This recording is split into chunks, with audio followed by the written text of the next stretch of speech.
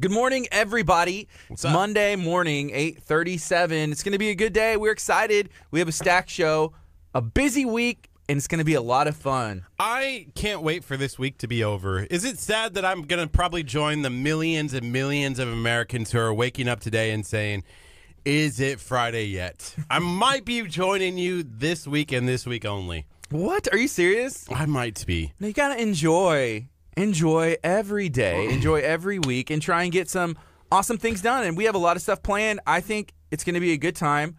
And you just got to take it one day at a time, 1 hour at a time. Sometimes you have to take it 1 minute at a time just to be able to kind of get through these big projects, get through these days, and just enjoy them. You know, nothing's promised. Isn't it everybody's working for the weekend? That is a song, yeah. And, and a lot of people are probably living their life that way. I'm definitely going to be doing that this week. But we're going to still have a great show today. I'm just waiting for you to bring up something that happened this weekend, and I'm kind of on edge. Just a little bit, just ready for you to be like, hey, Curt, why did you try to kill me? You tried to kill me. You know, Ethan asked Gardy, what happened to your finger? And I said, Ethan, I explained for the most part in a couple of videos in vague detail what happened to my finger. And so today I don't have a Band-Aid on it because I wore one yesterday because I was trying to play guitar with a busted up finger. It looks like a dog was chewing on it. Can we get a close up? Like a shark got a nibble on it and then he like gave up. That's kind of like what happened. Let me share a little bit. It looks bruised and it feels pretty bruised and it hurts. Not so much right now, but whenever it happened, it hurt. So we were out on the boat and Curt started chewing on my finger like out of nowhere. Look, check it out. Oh. Can y'all see that? Ooh. Out there. I don't know. That hurts. Yeah, there's 6 little things on it, and there's like a big like bruise. But yeah, you know, whenever it first happened, I looked down and I was like, please God, let my finger still be there, because you don't know what to expect. You know, it's one of those situations where it's like, what happened? Where did we all go wrong? Sarah said, are you done milking it? You know, I was going to be. I wasn't going to bring it up. But the first thing Gardy goes, ow! And I'm like, oh, here we go. I know what's happening today. Dude, it hurt. Can I do it to you? Oh. Can we like make it even? No, but I've grabbed the drone. I've grabbed the drone before, and it's never hit my finger like that. Yes. Ever. Yeah, because I do remember were you the one controlling it and grabbing it? No. Yeah, okay, that's probably where it was. Okay. Where the issue, I think, was Curt's control. Because I caught the drone. We were in a boat. Okay, we got 15 seconds. Like, we're gonna intro this and we're gonna get back into it because people need to know. Right? Don't ever catch a drone if it's Curt. Good morning. You're listening to KHEA Radio 99.5 FM. This is Kickstart. I'm Gardy. And I'm Curt. So it is 8:40 a.m. on a Monday, and it's going to be an awesome week. Curt, how are you doing today? I'm doing great. Everybody's working for the weekend. And that's how I'm feeling this week. Not everybody. Talk to me on Friday after we get through this awesome week and see if I'm still like, hey, it's the weekend. So some people are probably on vacation. And they're like, hey, they want this week to probably stretch out. I see Tiffany Swanson, who is in Denver on vacation. And so is Chef Mary Bass and Stephanie Kovich. They're in Colorado on vacation. The Edges gave away a cruise Friday night and then jumped on the boat like hours later. Dancing over there. Yeah, then they went on their own cruise. So those people are probably like, hey, no, we don't need this week to go by quickly. We need this week to go by slow. What's vacation? You don't get vacation. Okay. We don't get vacation, Curt. This is vacation. We have such a great job and fun time. It's like we're living every day. Sipping some pina colada Bang energy drinks and, you know, enjoying life here in the studio. So we had a busy day on Saturday. We had a busy week last week, and it was a lot of fun. One of the things that we got ourselves into was out on the water. You know, we live in Galveston County. There's a bunch of access. This is coastal living, in case you didn't know. We are Lamarck is coastal living. Coastal living. So we're out on a boat in the middle of Lamarck, like Omega Bay, right? Right. And I've never been to Omega Bay before, first of all. That was awesome. Yeah. To see some of those homes and some of that community. It's great. Love it. Yeah, so we're in Omega Bay on the boat, heading, you know, in between the neighborhoods, and then we end up in, you know, the bay. And Curt was like, hey, let's take the drone up. We get some shots. Cool.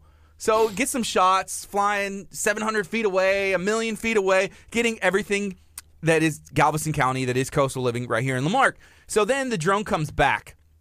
And Kurt's like, hey, can you grab it out of the air? Like if I fly it over? I said, yeah, 100%. He said, be careful because you don't want to hit your fingers. And I was like, of course, I don't want to hit my fingers, right? I'm not going to do that. Why would I do that to myself? I can see where the bottom is. So the drone comes over to us, and I grab the bottom, and then out of nowhere, I'm like, okay, I got it. You can shut it off. He goes like this. He's like, he throws his body back and does this big jerk. Anyway, so the drone, like in my hand as I'm holding it, all of a sudden it goes like this. Whoop! It goes sideways, and it's like trying to fly back. So I'm like, no. Because drones, they can be expensive, and it's a nice one, right? Right. What happens if that drone hits the water? It's ruined. It's toast. Yeah, and we don't have shots like We're I never just showed. getting it back. Never, ever. So he for whatever reason, he's like, I was trying to shut it off. But in doing so, it made it like turn sideways and go. So it snatched my finger, and it went pop, pop, pop, pop, pop, pop, and apparently cut it 6 times. But yeah, whenever that happens, the first thing you think is like, oh no, my finger's gone. And then I look down, I'm like, okay, it's still there. There's just blood everywhere. Had to get it cleaned up. And the gentleman that we were with was like, just put it in the water. That'll clean it right up. And I was like, I don't know. I was scared that the shark was going to show up. Like a snapping turtle, anything. I don't know. No, the shark in Omega Bay. The sharks, right? Because they have sharks in Omega Bay. It's just like, rah, like Jaws-like, because Gardy got hit by a drone. Yeah, you never know. But I'm okay. My finger's still there. Put a Band-Aid on it. And some Neosporin. I think the best comment to all of this, Gardy, is when Josh Edge says, Gardy, quit milking it, bro. Kurt gave birth at the Share-a-thon. And I have to agree with Josh on that a little bit. Josh, I'm not even the one who brought it up. You know what? This show's over. I'm done. I quit. You know what? I've given all of it. And if everybody's just going to like paint this out for me milking everything, Sarah also I'm done. Sarah also said Kurt said he needed more airtime, so he was trying to take you down. That's a little bit more realistic. A little bit more realistic. Anyways, everything's good. We had a good Saturday. It was actually really nice out there, and then we headed over to Lamarck graduation after that, and it was fun. But Saturday was great. Yeah, it was a fun day. We started early that morning, 8:00, and I saw that the Kimbrell Foundation was on here talking about that they had to clean up litter, and we actually Lamarck did a trash pickup day where they were out there picking up trash around the community. There's tons and tons of people in the community who were helping kids. We ran into them at Snow King. We spent a lot of time at Snow King the last few days. Man, we did. I've eaten probably about 5 snow cones, I would say, this past weekend. But yes. It was nice outside, but it was kind of hot outside. So there was a lot of trash pickup, cleanup going on. It was the spring cleanup that the Lamarck, helped Lamarck be beautiful. Committee and commission and all that's going on, and there was a bunch of people that we ran into, volunteers, people from the garden club, and so we were out there capturing everything that happened, and we were trying to spread awareness about the event in the first place, so we wanted to make sure that we were out there showing our support by actually being there as well. We ended the night having barbecue right down the road here on Texas Avenue. It was awesome. Yeah, my buddy Derek said, man, it's so hot. I mean, he works as a surveyor, so he knows. I appreciate everybody working outside. And even, hey, if anybody in your family is working outside, or maybe you are, your husband or maybe your wife does, just check on them. Give them some sunscreen. Send them to work with, maybe a small ice chest with some ice water. And whenever they come home from work, make sure that you show them appreciation. I'm starting to feel like I'm in Nebraska with my farmer's tan going on over here. Yeah, it's popping. I offered you sunscreen. Do you remember that? Yes, you put it on my neck. I did, because you were just like, no, I don't want any. In the middle of me filming something, all of a sudden I feel this like cold drip on my back, and I'm like, what's going on? And Gardy's like, You're don't welcome. worry. You're welcome. And I was like, you gotta warn a dude. Here's my backpack, and I usually carry most of the necessities in here. I have my Texas Pit Stop koozie. I have a mount where I can mount something to the car, like a camera. I also have some SD cards, and I have this sunblock that my wife hooked me up with. So I had this in the bag, and it's about 90-something degrees, right, Saturday? Right. And I'm putting sunblock on because just because that's kind of what you do, right? And I asked Curt, and he's like, no, I'm good. And I was like, dude, you were already complaining how you got burnt. Let's get you sunscreened up, but you didn't want it. So then he was filming, and I was like, I see an opportunity. I'm just going to give him a nice little a mist and a spray, hit his neck and got his arms a little bit. Gotta warn a dude first. You're welcome. The funny thing, this sounds really bad, but I thought it was the funniest comment. Naola, my girlfriend, she's Hispanic. She goes, so do you think we're the same skin color yet?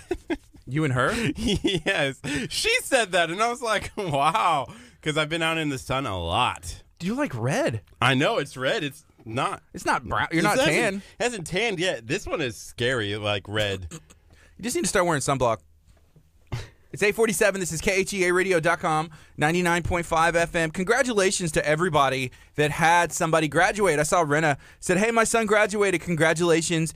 Crystal Koza, I saw her just tune in. Her daughter graduated last night. I had Cool Cow Creamery show up at the party. Did you get an invite to the party? Nope. I think my phone's broken. Me too. I don't know. I need to check this thing. AT&T. I feel What's like if going you're on going here? to have Cool Cow show up to your house, Gardy and Curt better have an invite. We could have done a whole broadcast, if we're going to be going all out like that. I feel like Crystal doesn't care. Crystal cares. Crystal does. But there's a lot going on, I You know think, who maybe. does care? Lamarck cares. Lamarck cares. Lamarck cares. Crystal. She cares more about her family and her daughter, but congratulations to her and everybody else. All these graduations have been taking place. I've been seeing a ton of pictures on my feed. If you have somebody that's graduated in your family, in your life, maybe you graduated, congratulations. Let us know. Where did you graduate from? Where did your son, daughter, where did they graduate from? Maybe it's college. Maybe it's high school. Maybe it's kindergarten. Those kindergarten graduations, man, those can be fun. I'm one of those parents. I know. I'm one of those people right now, and I saw a You're meme. against it. I saw this meme. It's like, why are you so... I don't remember kindergarten graduation. We didn't do one when I was a kid. No, you don't do it. We didn't do it as a kid. But now it's like, oh, we got to celebrate every milestone. I'm going to get on a soapbox. We should probably change the subject. You'll understand whenever you have kids or you love anybody else as much as you love yourself. Like if it was your kindergarten graduation and a kid, you're like, oh yeah, it was me, my kindergarten graduation. Or like your kid, if you one day have kids, I wonder if you'll love your kids as much as you love yourself. Yeah. That's a good... Man, I don't know. That's deep. My mind just was like... So this was an actual conversation as well that we had this last week. We've had some interesting conversations, but it was like, we kind of don't want kids because then our time together would be apart, like then we have to share. Focus on something else. Our time with somebody else, that's our kin. Right. And those, as an individual, as an adult, you have the right to choose if you want to have kids. You get married. If you want to have kids, you do. If you want to be, for a lack of a better word, and I mean this in the best way, right?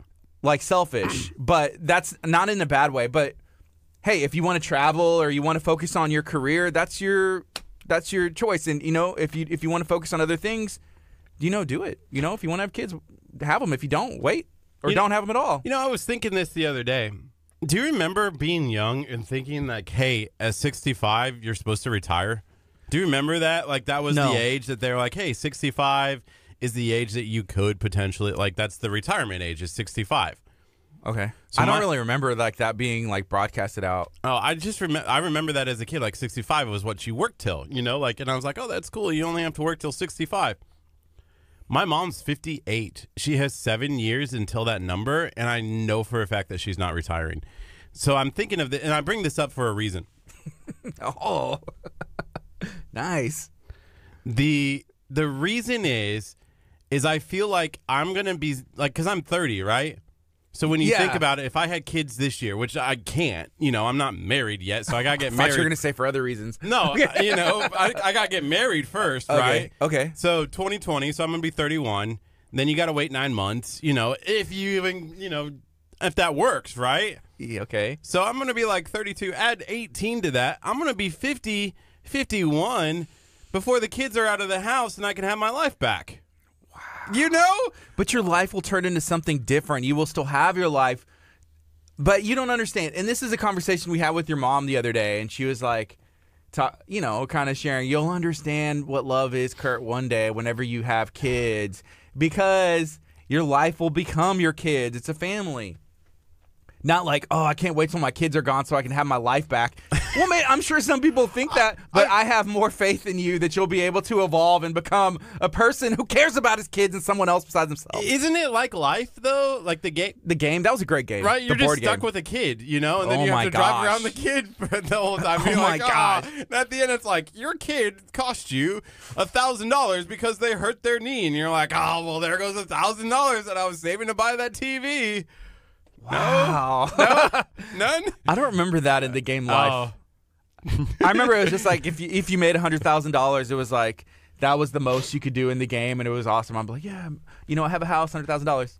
Rena said her dad was 52 when she was conceived. Dang. See, I got time. Yeah. I can enjoy my 30s and my 40s and some of my 50s before I worry about kids. No? It may be better if you just don't have kids. The more that I hear you talk and think about this, it may be better if we just leave the kids to other people. Didn't my mom say, like, Kurt, you're going to be a great father one day? Like, do you remember that? Like, yeah. She's like, oh, he's going to be a great father. I remember growing up thinking that because my mom, like, at the age she of, told you a lot. Like you're at going to be a great father. like, at age 14 when I'm, raising my little brother.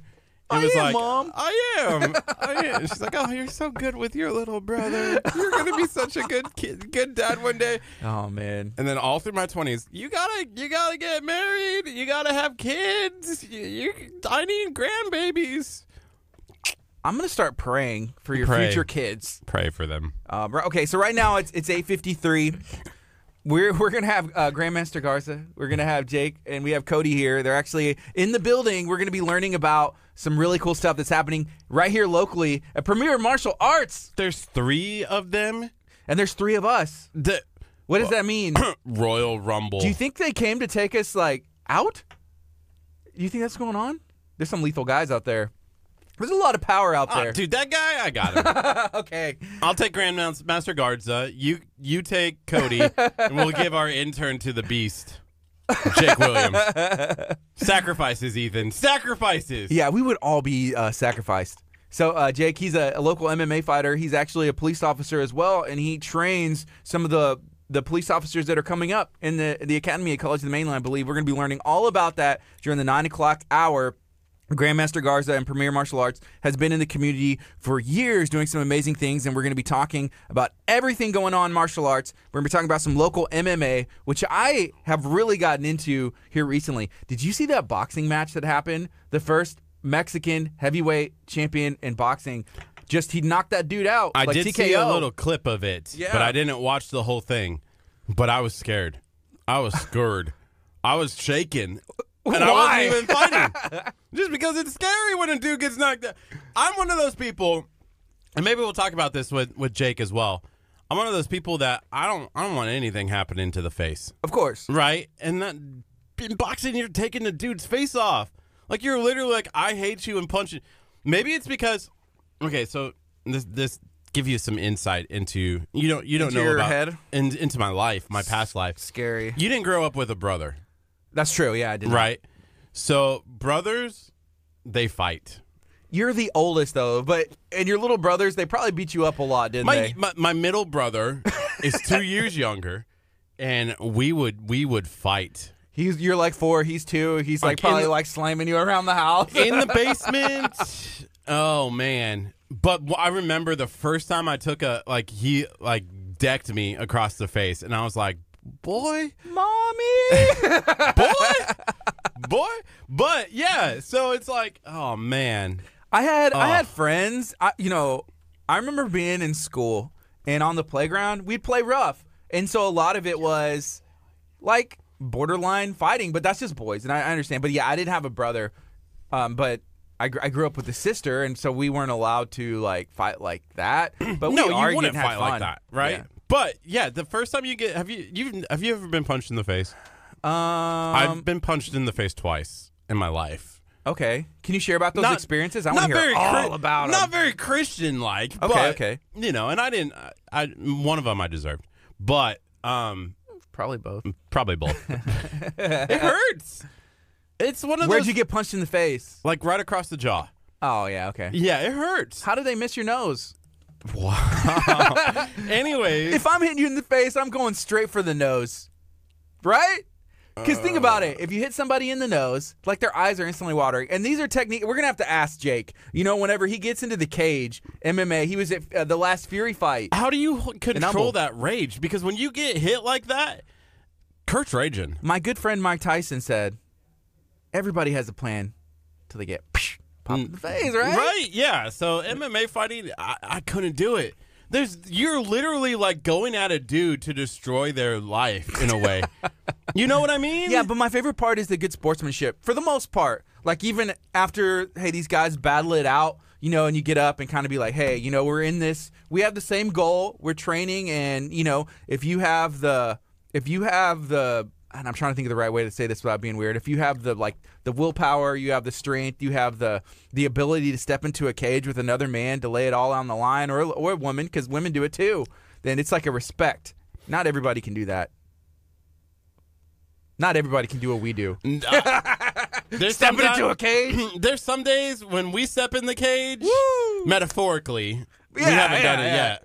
Not yet. And then like 10 minutes later, you're like, man, I still have to work with him. You know, so it's like, hey, I'm really sorry about that. Can we go back to being friends? Yeah. It's 8:58. We're going to take a quick break. When we come back, we're going to have Jake in studio. We have Grandmaster Garza and Master Cody Garza in studio from Premier Martial Arts. Share this video out. Do it Let right them now. know. Smash the share button. Go find the share button. KHEA Radio. Facebook. 99.5 FM. Cruise. Ooh, Ethan's spot. Cruise Planners. Shout out to Cruise Planners. We gave away the cruise. Was that Thursday night or Friday night? What night was that? Thursday night? I don't know. But Friday night. It was Friday night. It was Friday. We were at Bayshore. That's when that magical rainbow took over the entire sky, and it was pouring rain. Kurt was like, what do we do if there's weather? What do we do if there's weather? I'm like, what are you talking about? We're broadcasting. He's like a tornado. But then, right when I said that, there was a lightning strike. Yeah. Hey, good morning. Good morning, everybody. Why are you guys standing behind us? Get him! Yeah, feel free to share this video out. Let us know what you got going on. We're talking to Grandmaster Garza, Master Cody Garza, and Jake. He tried to knock me out already. How you doing, man? Good to see you. All right. So this is going to be fun. Good morning, sir. You already did that? Oh, I know, but I'll take another handshake from you any day. We're excited. Oh, we done. Wait, did you goof? Oh, I always keep it on me. I I always got to keep my Premier Martial Arts. What do you mean? I didn't even think about bringing mine. Because I have like 4 of these, and I was supposed to be giving them to Kurt. Every night I'm like, all right, yeah, I got this. I'll give this to Kurt, and I'm like, I nope. have Now I one. can wear one every day of the week almost. I have one. And I think it's in the wash. Should have brought the because one. It's in the wash. It smells. I think. Okay, I gotta have go 3. find it. I have 3 then. Yeah, I definitely gave you 2 nice ones to get one for each of y'all. I do, yeah. This is payback for the 3 Acres food truck. Kellen, my son has some too. Of mine? No, he has some of his that we've gotten for him. It's They're his sleep shirts. He has a white one and a black one. Yeah, I used to have sleep shirts. Of course. Actually. of Premier Martial Arts. Yeah. No, it was actually my Eagle Scout shirts. Ah, okay. You know, for like it said Troop 88. And I was like, oh, I got like 20 of these. Yeah. I don't know what happened to all 20 because they don't exist anymore. So I don't do that to your Premier Martial Arts shirts. I won't. I wear them all the time. I like them. So, how's everybody doing? Great. Good. I'm good. I'm glad y'all are here today. So, we're going to be talking about Jake. So, you just recently got out of the cage. It was Fury fighting over there in Humble, Yes. and now you're like stepping back in already. Yep. Yeah. They offered me a fight in San Antonio.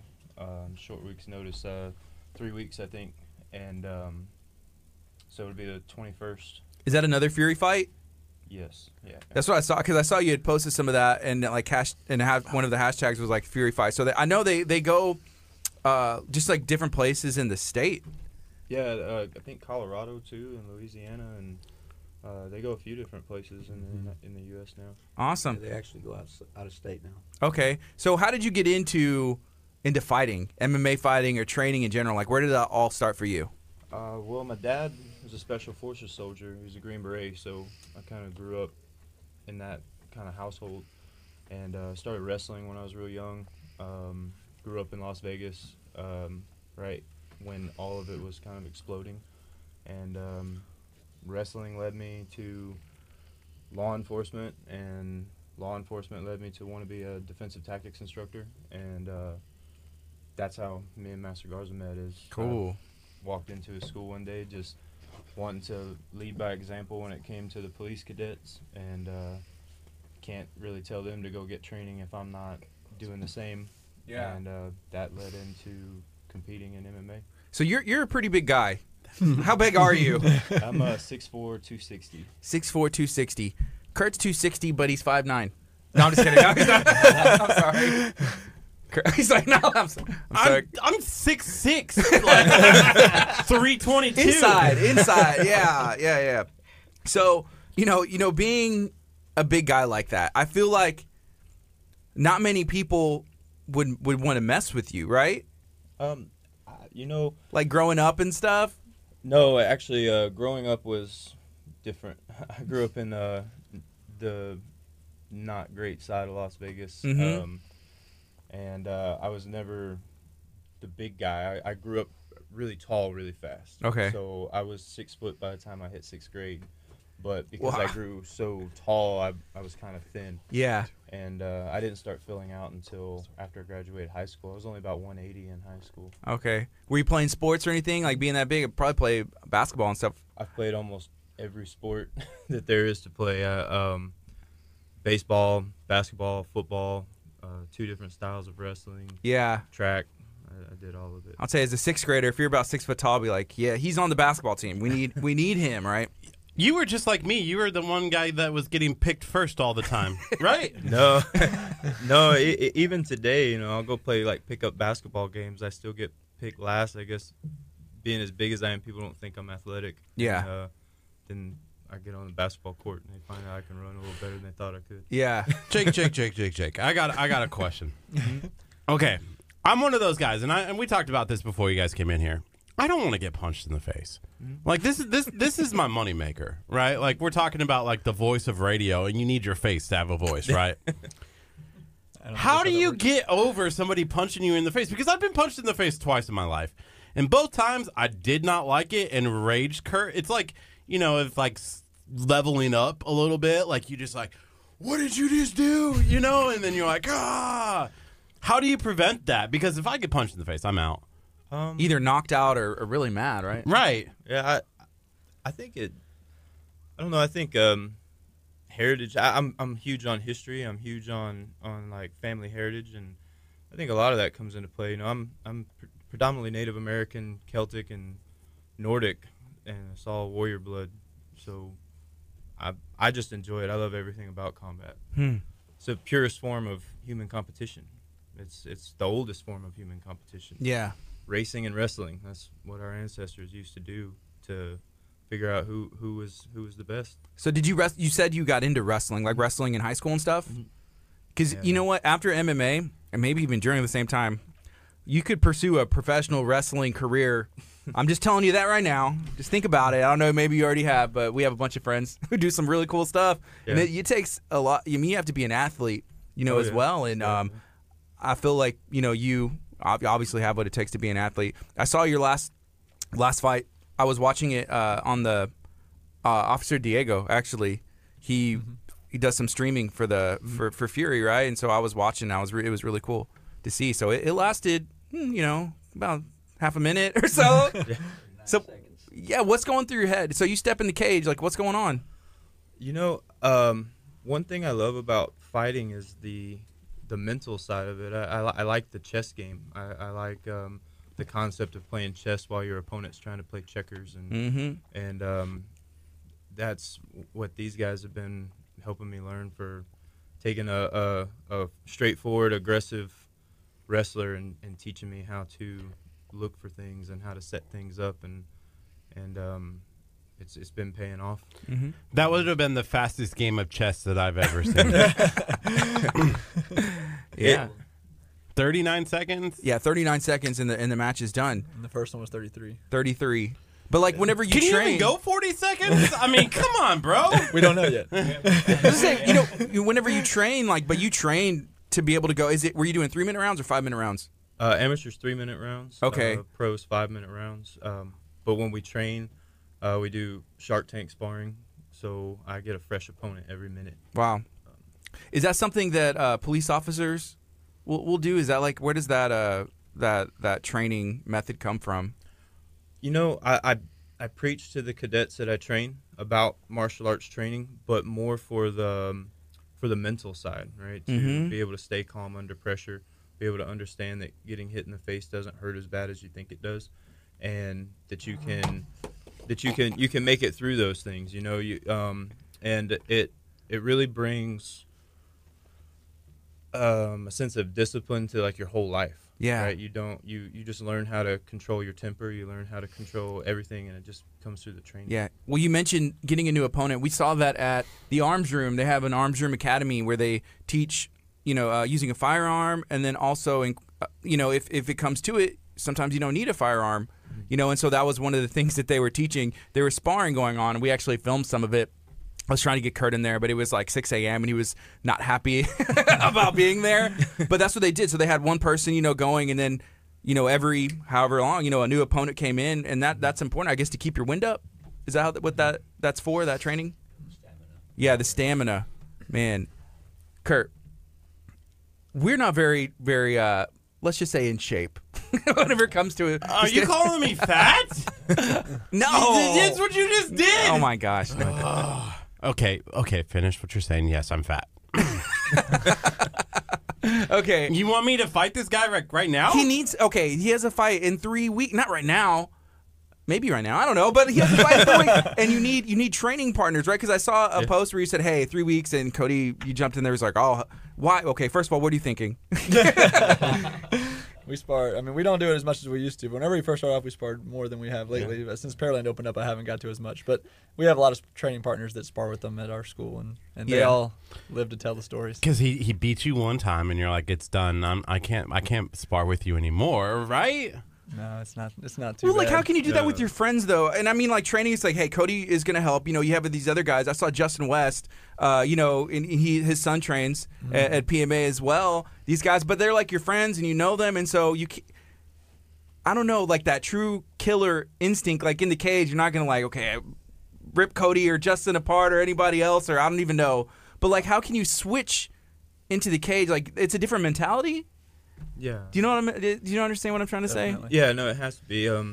I think it comes with not having egos, right? And at Premier Martial Arts, we don't have anybody that has any ego. So when we're in there training together, we're trying to make each other better. We're not trying to hurt each other. We're not trying to prove anything to anybody.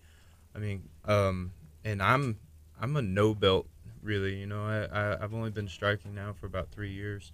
So when I get guys like Cody and Lincoln Hilton and guys like that are sparring with me, they're such a higher level above me that it only makes me get better every time. Yeah. So you can actually pick up some really cool stuff. So are you taking it easy on him, or are you giving him everything you got? Because you actually have some experience in the cage too, right? Yes, sir. What kind of mentality did you take? I mean, because not anybody can just walk in there. I mean, anybody can try, but it takes a lot of guts and a lot of something else to just be able to walk in there, right? Yeah, it does. Yeah, I mean, as far as the mentality, it's just, it's a kind of different thing you got to try and switch on to go in there and do that. It's something that Jake does very well, and anybody that gets in the cage, you have to have that kind of killer mindset to be able to get in there and try to impose your will on the other person. And it's like you said, it's a game of chess, so it's fun, and it's tactics that you learn, and you're trying to feint this to set up that, and it's just like a big game that you play. And in the end, what's cool about the fights that I've done, and especially sparring in here with the training partners, is at the end you shake hands, hug, and you're friends, but it's just something that we do. It's like a brotherhood, it's something that iron sharpens iron. So we get in there and we'll fight hard, and maybe Jake catches somebody, but he's not going to go in and finish like he would in the cage. He's going to daze him and then back off because we're just in training camp. So there's just a different mentality when you're training. Cody, do you get mad though? You drive all the way out there for 39 seconds, and you're like, "Come on, at least make this trip." The first fight was in College Station, and it was 33 seconds. And you're like, "We drove out here for 33 seconds." Like, come on, Jake.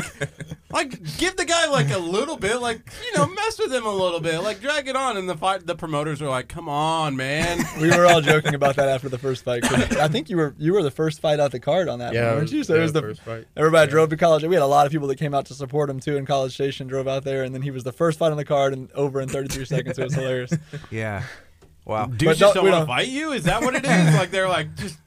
I feel like I would too. Like one punch, and you're like, I'm just gonna play dead, play possum, just lay here. Maybe they won't know that I'm here. Let me just say that on both of those fights, I told him I was leaving after the first round. So he One way or another. The pre-frame was you finish it in the first round. There's less damage done, and you just get it done. That's true. And so that's what he did both times. So we got about 20 seconds, and we're going to go back on, but we can start with Grandmaster Garza when we go back, because some people were asking about summer camps and some things that are going on, for people of all ages, at PMA and all the different locations. But I'm going to introduce everybody again. Here we go. Good morning. You're listening to KHEA Radio 99.5 FM. This is Kickstart. I'm Gardy. And I'm Curt. Right now it is 9:12 Monday morning, and we have some very special guests in studio. We have Premier Martial Arts. We have Grandmaster Garza. We got Master Cody Garza. And we got Jake here in studio. He's been doing some really big things. Grandmaster Garza, how are you doing today? I'm doing great. Thank you, Gardy. Thank you for coming and hanging out with us. And welcome. If people haven't heard of Premier Martial Arts, can you let me know where your locations are and what you offer to this area? Absolutely. We're in Dickinson, in League City, and in Pearland. Mm-hmm. And we're affiliated with Premier International, which is all over the United States, England, and Canada. Yes, sir. And y'all treat and teach rather and instruct starting at a very young age up until, Right. 100 years old. So starting at 3 years old? 3 years old. My oldest student is 86. Mm-hmm. Yes, sir. That's awesome. Yes. Are there going to be any kind of summer camps for maybe kids in summer? We have summer camp going on where it's drop-off time between 7:30 and 9 a.m. and pick-up times between by 6 o'clock, I guess. What kind of activities are they going to be doing during the day? They get we sow the Word of God into them, teach them the 7 habits of highly effective people and martial arts. They learn fitness and self-defense and fighting. Okay. So my son, he goes to Premier Martial Arts, and he loves it. He's about to, in July, at the end of June, I think he's going to be eligible for his yellow belt. So we're Awesome. pretty proud of him. And You better get started pretty quick. He's gonna outrank you. well, yeah, he already does. Yeah. Well, sometimes if we're like playing around, and he'll throw me like, just give me the look, and I'm like, all right, okay, I understand, Yeah. But he's loving it, and Right. he's having a blast there. Right. How long's he been now? So I guess he would have started in the fall. I don't know, but he's about to. He has the yellow on top and the white on the Right, bottom, right. and so he's about to, at the end of June, or he's about to be able to get his yellow belt. Awesome. Yeah. So, am I supposed to bring up some stuff with you and your son and some certain award that a helicopter parent showed up to get? No, No, you're not. don't bring it up. Okay. No, okay, so Because Natasha's, I think, washing, and I can bring up those text messages. okay, so here's what's happened so far. So of course, I watch my son, and I'm like, okay, pay attention. You need to be black belt focused, sit there straight. Everything you need to do, hands where it's supposed to be, participate. Everything that's asked of you. And it takes a while so he's 6 years old now. He was, I guess, 5 whenever he started, and now he knows the routine. He's the sayings and everything, but I'd always root for him to get the ninja of the day, of course. So they do the sticker at the end, and I'm like, come on, Kellen, you got to, you're doing good, but you can do better. So he finally got his first ninja of the day sticker. And so Natasha Davis, her daughter will sometimes help.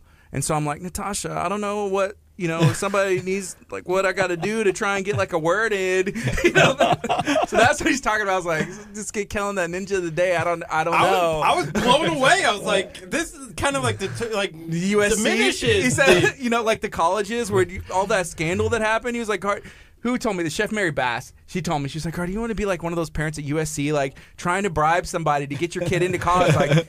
And it was a wake up call. I was like, you know what, you're right. He'll earn that sticker, and so he finally got one. But I was really proud of him. The next day. From Natasha randomly. Oh yeah, he the only time when Josh's daughter was there. Well, that's good leadership, Dad. That's good leadership. The check cleared. The cookies cooled. We're good. Helicopter parents, come on. But he has a blast, and it's a great opportunity for him to hang out with other kids his age. And I feel like do I some can't cool even. stuff. I feel like I can't even bring my kid now to Premier Martial Arts when I have a kid because it's already ruined. Curt, we're praying. I'm praying for your future children for lots of reasons. That's not one of them. No, that is not one that we're not even touching on. So we have Cody, Master Cody Garza, and we also have Jake. Your last name's Williams, right? Yes, sir. Okay, I wanted to make sure I said it right. So we got Jake Williams. You're a police officer. Yes, sir. And you also will train those police officers that are of the future, I guess, right? Yeah, I'm the head defensive tactics and handcuffing instructor over at the College of the Mainland in the police academy. How long have you been doing that? 4 years now, 3-4 years over there. You didn't tell me this when we scheduled this. You didn't say anything about him. I did. You just don't listen. Being in You charge. do not listen. I'm scared now that he's gonna come over here and tackle me and handcuff me. That would be like a really good technique. Like if you're in the cage, and then you just start, like you pull out a handcuff. They're like, "Where did he even keep those?" And you just like do it. And you're done. We'll be teaching July. Sometime in July, I get the next night academy for my block of instruction. So what is the Night Academy? Can you tell us a little bit? Night Academy goes from 6 p.m. to 10 p.m. So it's for people who have daytime jobs that are trying to get their license done, and then the Day Academy is a full-time academy. So it's 8 hours a day from 8 to 5. So is this something that we could do, like a normal, like regular person, like me and Gardy? We could come and take classes and learn how to tackle people and handcuff them? Well, you sign. It's a certification program, so you're getting a license like you would anything else. So it's you sign up. You got to go day one to the very end, 16, 17 weeks later, and you graduate, get your peace officer license. Is this for civilians, or is this for people who are pursuing to become an officer? They're trying to become an officer. Okay, so Yeah. but if we had no desire, we're like, well, we just want to learn how to tackle and cuff people. Were we allowed to take the class, or no? You have to be on that path. Yeah, it's in my block of instruction is specifically for that academy. So you can't take the class, Curt. That's what I'm asking for you. I just want to do that when people say, no, I'm not liking KHEA radio, and then I tackle them and handcuff them. I'm like, I'm going to handcuff you until you like KHEA. Wow. I've brought people in. Jamil and Marcus from Germany have come in and watched me teach handcuffing and stuff like that. And I've had other people from Premier Martial Arts that have come in and help give some advice, give some instruction sometimes, help me. We get big classes sometimes. We've had classes up to like 40-something people. So being able to have the Premier family come in and help me when I'm teaching them striking or ground stuff or something like that, we're able to do that. How long does the academy take? Is it different for if you're taking the night classes or the day? Yeah, it's a total cumulative number of hours, and I can't remember what it's at now. It's up there though. Full-time academy is like 16, 17 weeks. So the night academy is double that because they're only going for half the time per day. Yeah, I feel like it takes a special person as well to be able to pursue being a police officer. Same way it takes a special individual to be able to step into a cage, as well. Do you have to be like physically fit to do that? Because if so, I'm out. I can't do it. They have PT the first half of the academy.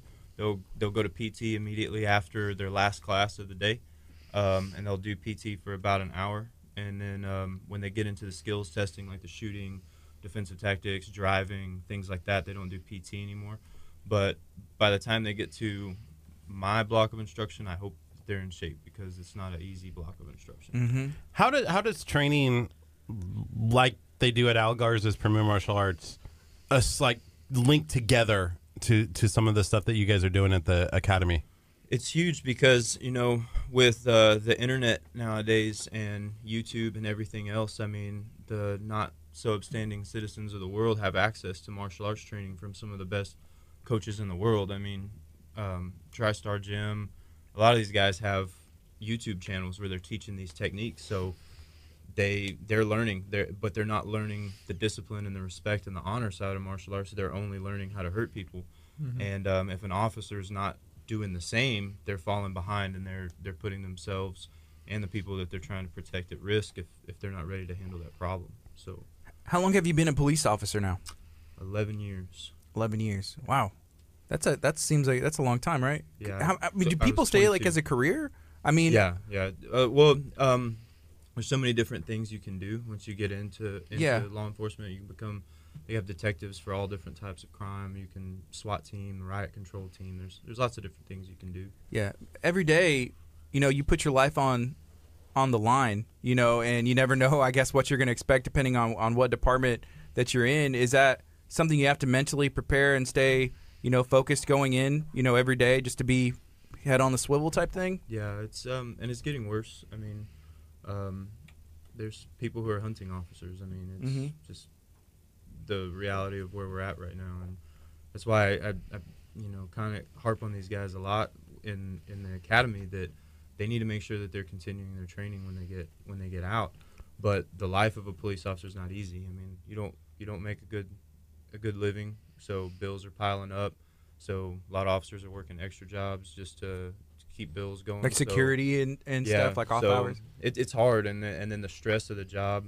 Some agencies work 12 hours a day, and it's a hard job to do. So it's kind of hard to find time to make it into the gym, especially when you're doing martial arts. And if you go into it with the wrong mindset, if you go in there thinking, oh man, now I have to go in there, I have to exert myself, I got to get punched and kicked and submitted and stuff. But if you go in there, like I can't imagine a day that I'm not training. Like, that's my mindset. Yeah. I was talking with Officer Reyes. He's actually talking to us later this afternoon. We're hoping that we can work together on some of the video stuff that he's doing. He told us the other day, he goes, you guys got the job that I want, like it's so much fun what you guys do, but we want to talk. And he actually is one of the people that goes, when people are, not in the right mindset, maybe contemplating suicide, and he's one of the officers that has to talk people down from doing something dangerous to themselves. And I was like, oh my gosh, like that would be an intense job. People forget sometimes, that being an officer can be tough. It's not just the glam and glory. A lot of times, you see the TV shows, and that stuff, and it's like, oh, that looks like fun, or even the comedies that they make out of it, like Let's Be Cops. I think that's even like a name of a movie, and people are like, oh, it'd be fun. You just drive around, and you have power. It's not all just like, it's not fun and games, probably much at all. Yeah, I mean, it's one of those jobs that you have to learn how to take the good stuff with the bad stuff, because officers have to deal with a lot of bad stuff, a lot of bad stuff, and you have to see a lot of bad things, and that's where a lot of the guys, start having issues, and it's I guess the way that police officers themselves are portrayed right now it's just adding to the stress that we have, because people think that we just show up and we only show up at one particular kind of call, and we go to everything. We go to collisions, we go to medical calls, we go to everything. Yeah. If your apartment's flooding, Kurt Kurt had his dishwasher overflowing one day, and he called 911. And I was like, "Why'd you do that?" He's like, "What'd they tell you?"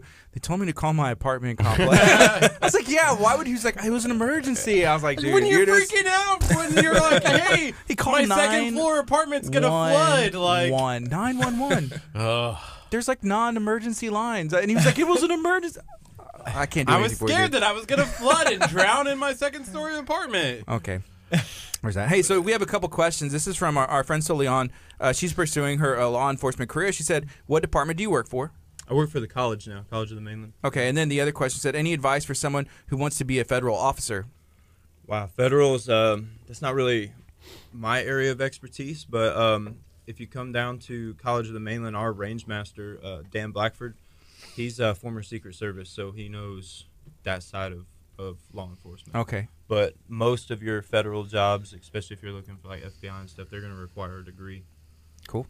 Okay. Right now it's 9:25. We're talking to Premier Martial Arts. We're also talking to Jake Williams about his upcoming fight. Can we talk about your opponent? Have you watched any tape or even know his name? Do you know who it is? I know his name. That's about all I know. I know he's a 6'8" former college basketball player. Okay. Kurt So this is going to be is it at least like the tallest guy that you have faced? Because have you've been physically taller than both of your opponents so far, right? Yeah. It's going to be interesting fighting somebody bigger than me for a change. Yeah. I'm excited. I wonder going into something like that, we've talked to some other MMA fighters and asked, do y'all look at the like the tape? And some of them are like, no, I'm just training.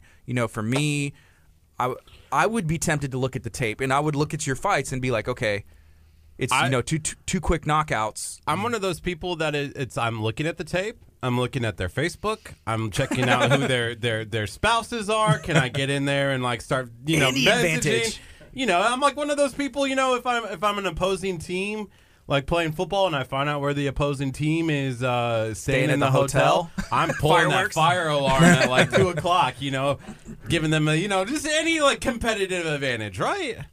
Well, that I trust my coaches. So my coaches come up with the game plan. They'll do that tell me for what you. they want me to do, Oh. and I do it. Yeah. And, to me, you can definitely learn from watching film on your opponent, but why should I have to change my game plan to match them? I want to force them to change their game plan to deal with me. Mm-hmm. So Okay. That's more my mindset. So it's amateur right now. So you're 2-0. Mhm. What's the plan? Like, are you gonna, hope, go into 3-0, 4-0, and then are you thinking about going professional as well? Yeah, I would love to go professional. Premier's been so great to me. Like, I would love to bring them a professional title to Mhm. be able to have on the wall in the school and give kids something to look up to. Yeah. Something to aspire to try to do. So do you know how many fights or victories you want to get, or are you just taking it a fight at a time and see what comes next before you make that decision to be like, hey, yeah, I'll take a professional fight? I don't make any decisions without my coaches first. Yeah. So I show up and do what they ask me to do and let my coaches decide when it's the right time to do the next one. Okay. When he wins this next one, humbly speaking, he will have a shot for a title fight. That'll be an amateur fight. Okay. And then we'll look at what is next based on what's available. Awesome. So we want to get him as much experience as possible, and we want to turn him into a pro as soon as he's ready. And that's what we'll be looking to do. Okay. Yeah, I like it. It's a good plan. What's the difference between a pro and an amateur? The rule set's a little different. In amateur, we're not allowed to elbow to the face. We're not allowed to Check. reinforce our knees, so I can't pull my opponent into me as I'm throwing a knee. And amateurs don't get paid. So you're making money from the promoter, Yeah, when you fight professionally, you can make money from a lot of different like areas. sponsors, extra sponsors Yeah. as well. Yeah. So is this the last one before you go pro? I mean, I feel like if you knock somebody else down in like under 40 seconds, you need to up the competition a little bit, don't you think? We'll weigh out the opportunities for sure. Yeah. So did you take it one fight at a time? Do you know this guy's record? That'll be the last question about the opponent. I think he's making his MMA debut. From what I understand, he looks like he's got some Muay Thai experience. Okay. So MMA debut. Outside of that, I don't know if he's competed in other areas, because you can compete as a kickboxer and a BJJ guy and everything else, and then come to MMA and still be debuting. So Yeah. I was watching some of the other fights on that same card that you were on, and I think it was the fight before the one that was over everything, but it was like, hey, they didn't expect the fight to go this long because he was a Brazilian jiu-jitsu, jiu-jitsu guy, and it was a good fight. But there was a lot of good fights that were on that card, including yours. It was very, very entertaining, fun to watch. And Well, Fury has both an amateur and a pro division. So that card that we fought on, first 5 fights were amateur, and the last ones were pro. okay, Yeah. cool.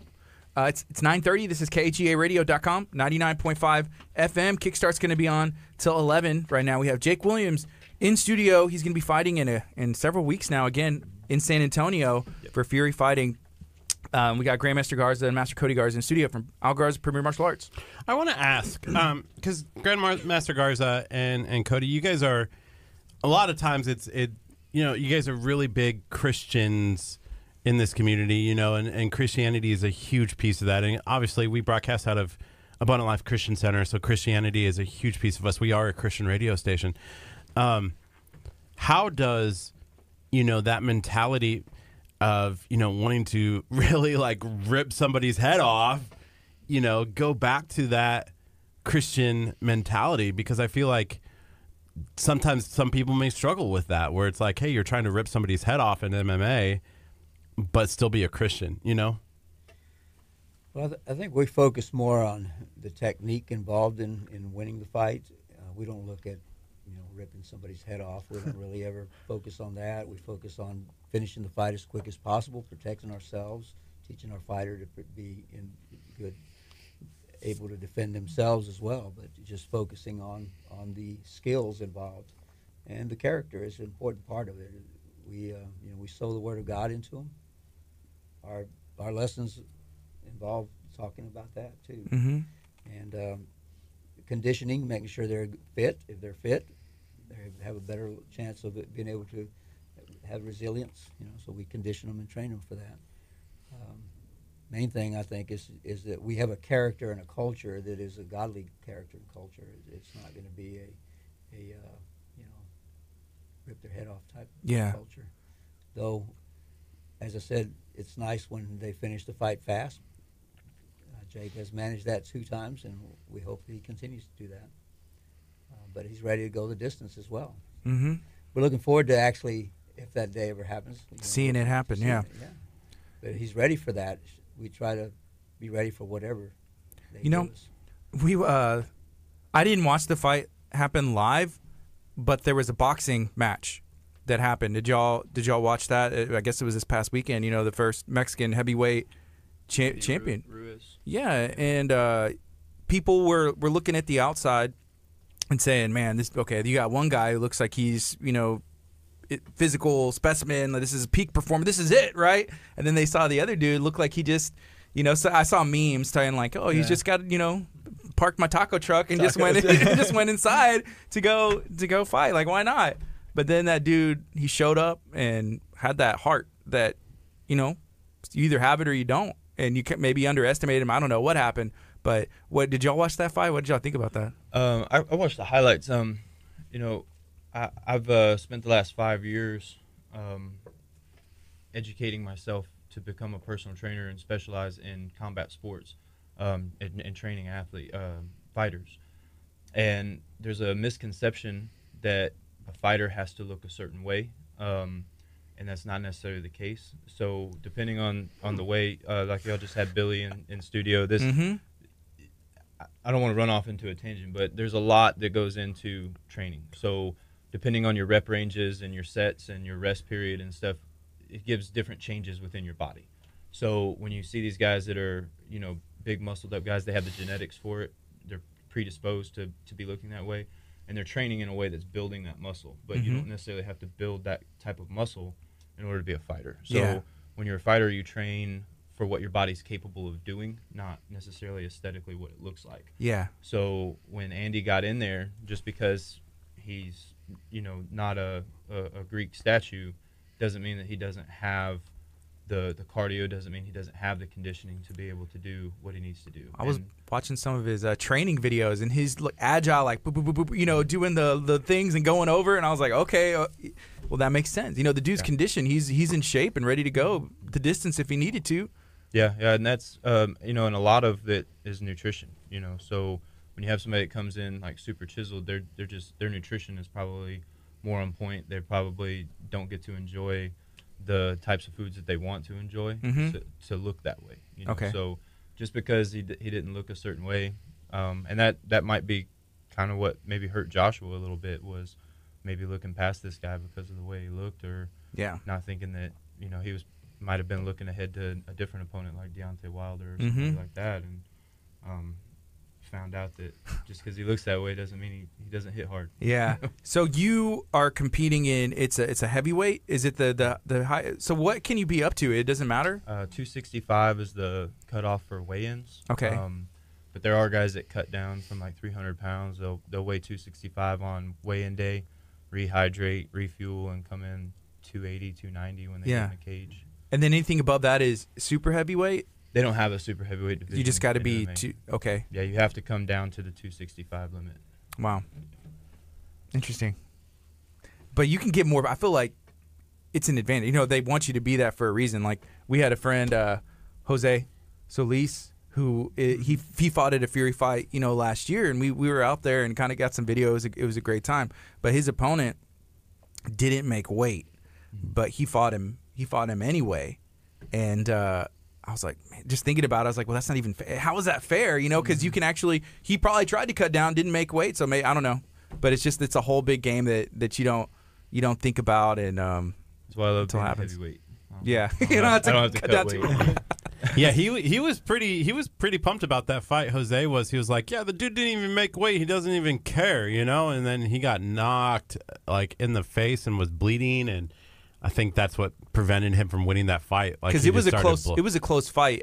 But he got cut early, and then sometimes people say, well, the judges, if it's a close fight, they'll look at the outward to kind of make a decision. But he got cut early, and then he came back, and I thought he won, in my opinion. But I was looking past that. Plus, I was rooting for him. Right. But this is why you couldn't decisions. be a judge. We're pretty biased. Well, no, if I know the person, then I would be rooting. You know, like I would be rooting for you. You know, I'm not. I mean, wait. Well, I'm sorry. I didn't mean that. I didn't mean it. I'm sorry. Wow.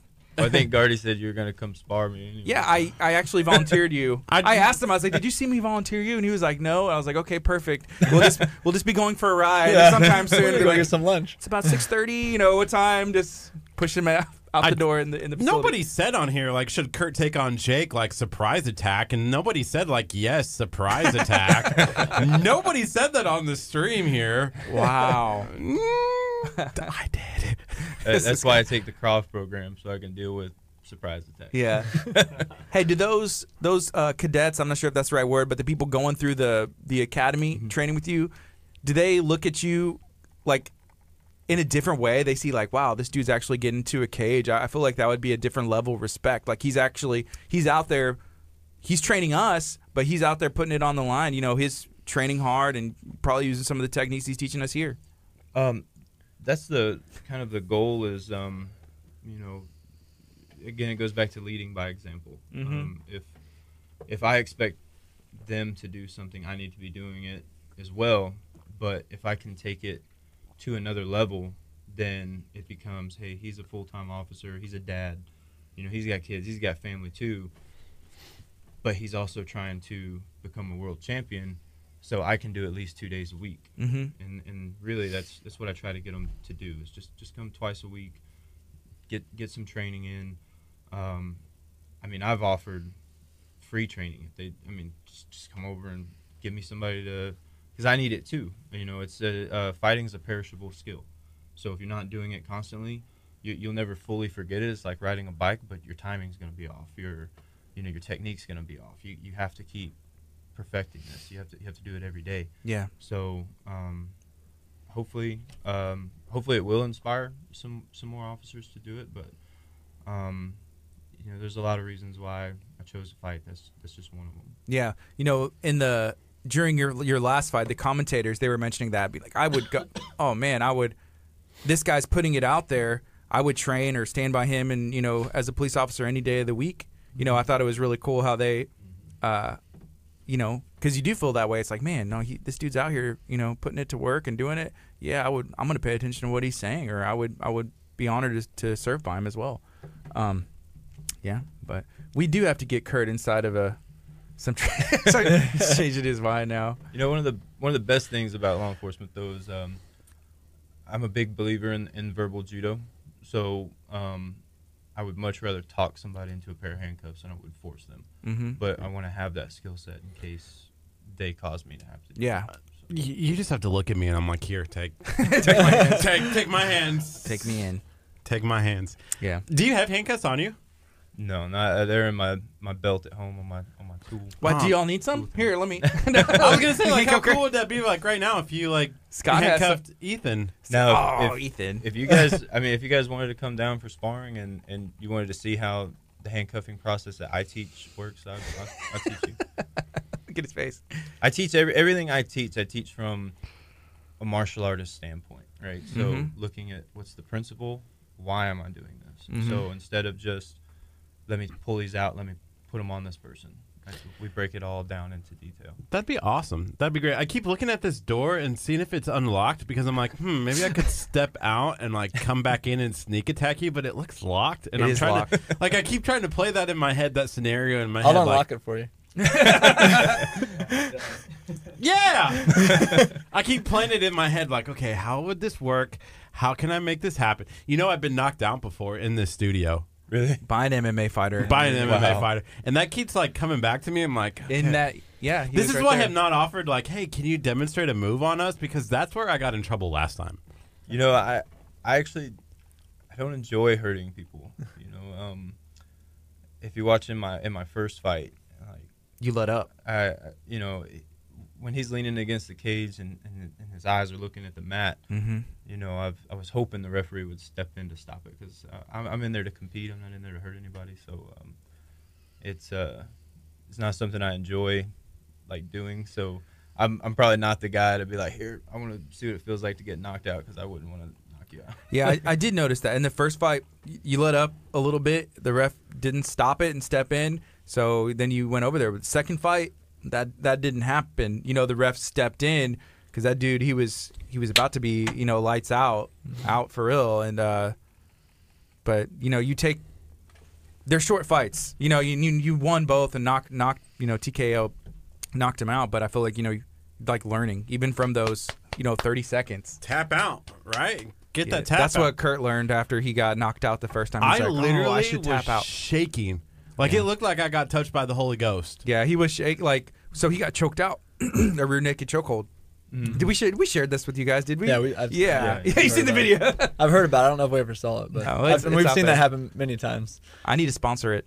Post it on Facebook so everybody can see it. Yeah, I started shaking. Yeah, people when they come to, lots of people are different. There's some people who don't shake. There's some people who do. Usually they say something like, "Did I just get knocked out?" Yeah, yeah. I said I was like, I didn't know where I was. You know, like I lost all awareness. Like I felt like I woke up in the middle from like a deep sleep.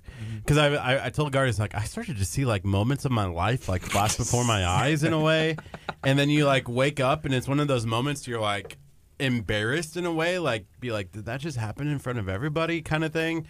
So that's a real phenomenon that I preach to the police cadets. The life flashing in front of your eyes. It's your brain flipping through a Rolodex of memories, trying to find a similar situation and how you got out of it. And if you have never experienced that before, that's when fight, flight, or freeze comes in. So I tell the cadets all the time, sparring is so important for police officers because you don't want to find out on the street in a fight for your life if you're fight, flight, or freeze because you don't have those memories. But if you come into a controlled environment with good teammates and you're sparring, now you're building that Rolodex of memories and your brain's going to know how to get out of that situation so that you won't freeze or you won't run away. So training and being prepared. You got to. It's kind of like that time that I did the academic decathlon, you know, where they asked me the question and asked me, you know, the 2 R's of the human body, and I knew it was respiratory and reproductive. And I let the question slide because I was too scared to push the button. It's exactly like that. It's exactly the same thing. I agree. Same exact scenario, right? Wow. Yeah. And on that note, we're going to take a quick break. This is KHEA Radio 99.5 FM. Coming up next, some Toby Mac, The Element. Thank you. That's funny. That's funny. I think of. about our training for the officers. Oh, I saw some of the pictures. Our training for the officers. And Carter, Pastor Carter Ware, he was out there too, and I saw some of the. Maybe it was a post you did that they were calling him Thor. Yeah, they were calling him Thor. He's a big guy. He's a huge guy. Yeah, is he? Big, strong guy. I mean, Is he good for helping like sparring and stuff? Yeah, With yeah. you? He's testing for his third degree. Third degree. And, Third degree black belt? I just came from my class, which was 5:45 till 9 a.m. I left early, but I have 99 black belt candidates. Wow. He's one of the ones testing for third. That's awesome. There was a pretty good group of them testing for third. So they started 8 weeks of training that'll be 5:45 to 9 a.m. Monday through Saturday for 7 weeks, and then the 8th week will be all day long. Is that So, from all ages? all ages? We have probably 9 years old is my youngest, and in this group I have some in the late 50s, Mm-hmm. maybe I think mostly the late 50s all the way down to teenagers, Is- boys and girls. Is black belt in the same kind of mentality in terms of like percentage of people who start out like in Eagle Scouts? Because Eagle Scout, it's 10% of everyone who starts in Boy Scout I think becomes an it's very Eagle Scout. comparable to that. I would say it's even less. Because for years it was only boys, and you think about it, think about the people who start, but martial arts, there are places to start for boys and girls, but I would feel like less would even stick through it to the 5, 6, 10 year, however long it takes. There's a huge percentage of dropout rate, for sure. Yeah. I think it's 1 in 1,000. Actually, Yeah. to the black belt. Kurt's an Eagle Scout, which is pretty cool. He'll bring it up every chance he gets. Yeah, it's just like being a black belt, right? I look at the Eagle Scout. No big deal. In our system, I see a third-degree black belt being somewhat like an Eagle Scout, because our third-degree black belts are just great leaders, and they're specialists at some aspect of the martial arts, and they're going to have a lot of experience to help communicate and lead others. Mm-hmm. How many years does it usually take to become a third degree? It's about a 9-year process. Okay. I would say that's... Yeah, I started when I was, in kindergarten? No, first grade. First grade was Tiger Cubs, and I didn't get my black belt, or I didn't get my Eagle Scout until I was 18. So however long that is, like 7 to 18, so 11 years, something like that. But it was a lot. Like, you had to do, I remember the Eagle Scout project and everything. I'm sorry, I'm not comparing Eagles. What was your project? I'm just curious. There was, at the middle school, there was these picnic tables that were outside, but they didn't have coverage over the top of it. So I actually built a picnic table awning, or whatever it's called, a coverage over the top of it. So it had, I had to map it out, plan it out, get the volunteers there to build it. It was cool. Nice. I'm about Ben's Eagle Scout. Yeah, one of our third third-degree black belts. Oh, he's actually fourth-degree black belt now. Ben Sabedra. I don't know if you've met him before. He's one of the instructors in League City. He's a program director over there. He's an Eagle Scout, and his project was he started a 5K walk. I guess it's a little fun run type walk, and to raise awareness for Huntington's disease. Mm-hmm. His grandmother had it and passed away from it, and so he started this walk, and we do it every year. We just two weekends ago it was going on. 2 weeks ago. It's really a cool thing. But he Our started black belt that. candidates go out there and train before the walk, and then we all walk it together. Wow. Such a good cause. That's a good example of what an Eagle Scout should be doing. So he's an Eagle Scout and a current third degree black belt. Yeah, Kurt. 4th degree. He's about fourth degree. Yeah, he's just a little above. Over 2. He's just a little better We're than not me. comparing. Okay? The one thing we were going to talk about was everything that Premier does for law enforcement. Mm-hmm. And it's huge because they offer law enforcement discounts for coming out and training. We go out once a year to Austin and train all of the UT systems police officers out in Bee Cave.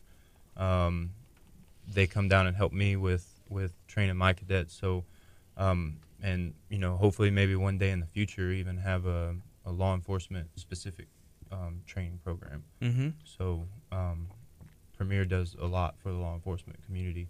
So I want to make sure that everybody Yeah, that's awesome. in the law enforcement community might be listening and knows to come up here. Come check out PMA, and y'all, there's the 3 locations now. There's the one in Pearland. Cody, you've been at that one, right? Yes, sir. How's it going?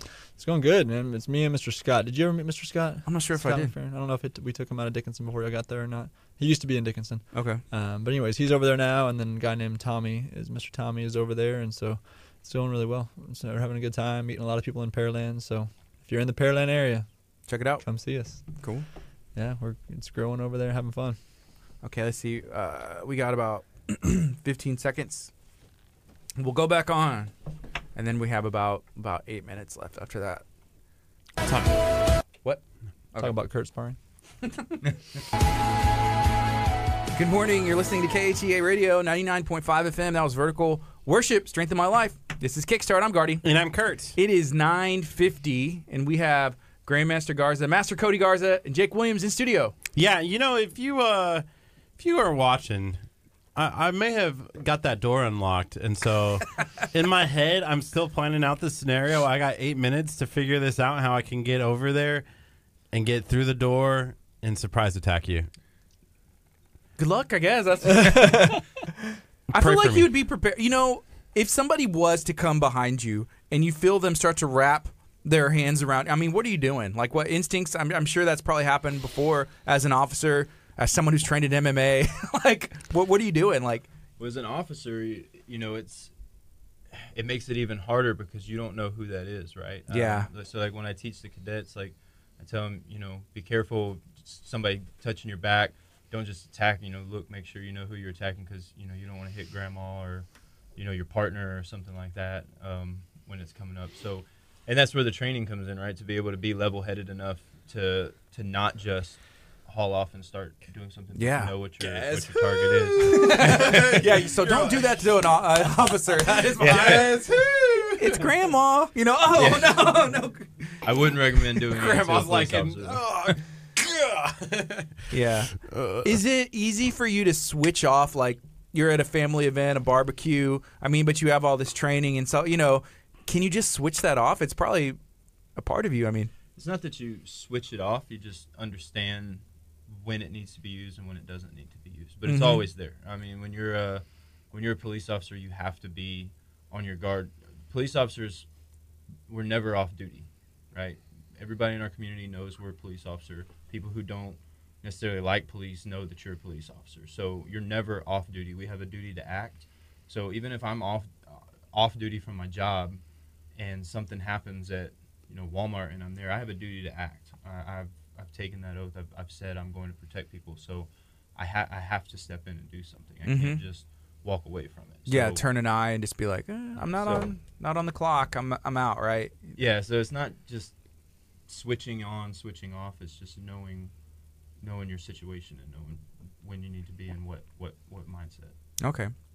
Cool. So you got is it still 3 weeks, or we got about 2.5 weeks left till your match in San Antonio?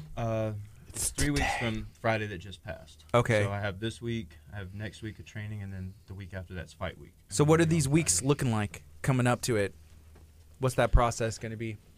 As much training as we can get in and sparring. Yeah. Getting ready. I guess, is there like heavy sparring then lighter sparring? Because obviously, if you get a slip and then it's like, oh man, I just either got a concussion or like I got a cut, so you take it light. Is that how that works, or?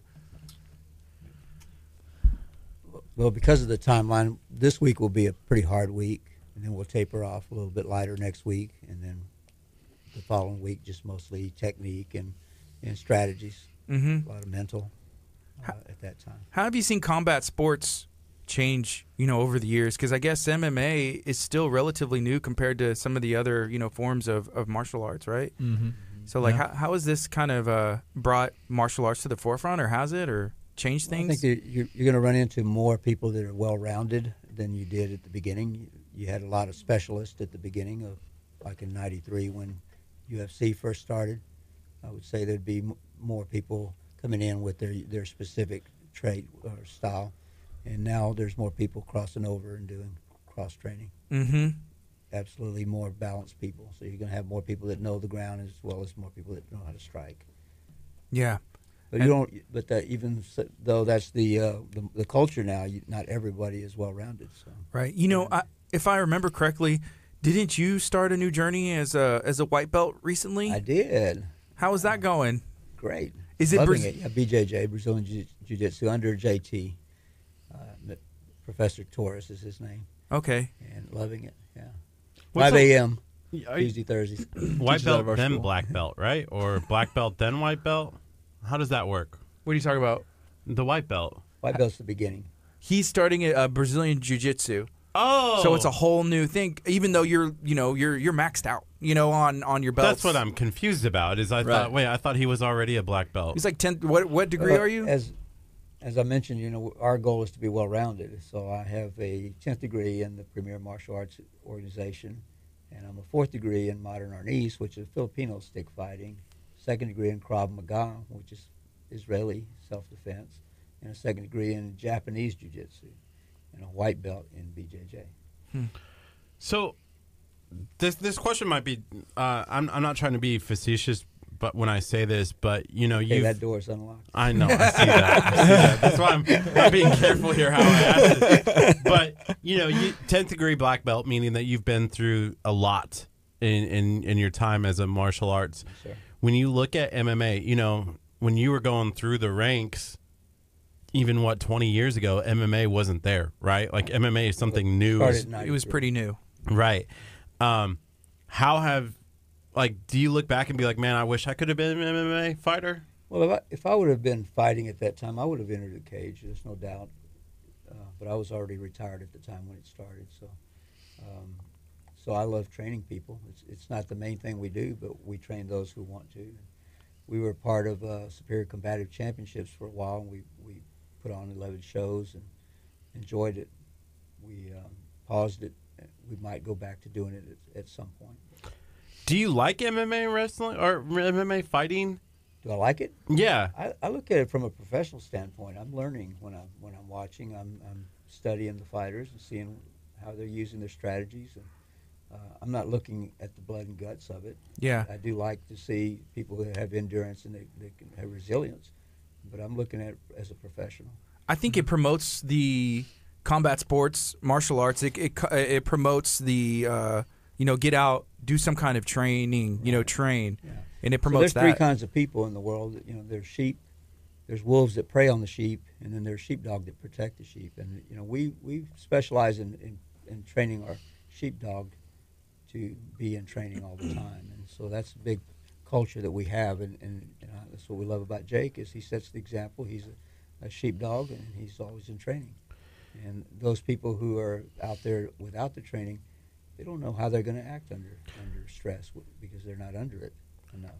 But Grandmaster Garza, when I go and I watch, Kellen, when I sit there and watch, what they're doing in your facilities, MMA is not. Like, when I watch MMA, it's completely different than what I'm watching you guys do at your facilities there. It is different because what you're watching is you're watching a child, and we're letting them do a little bit of martial arts while we try to teach it to them. That's what they want to do is they want to do martial arts. They don't want to learn it so much. And we want to have fun with it, but we're also building a foundation of focus and concentration, of character, of technique, basic techniques, everything from the postures to the strikes to the defenses to the footwork. I think just learning to answer correctly. Yeah, that's the character is part of the respect and the focus and concentration, and just learning how to be a good follower and to become a leader.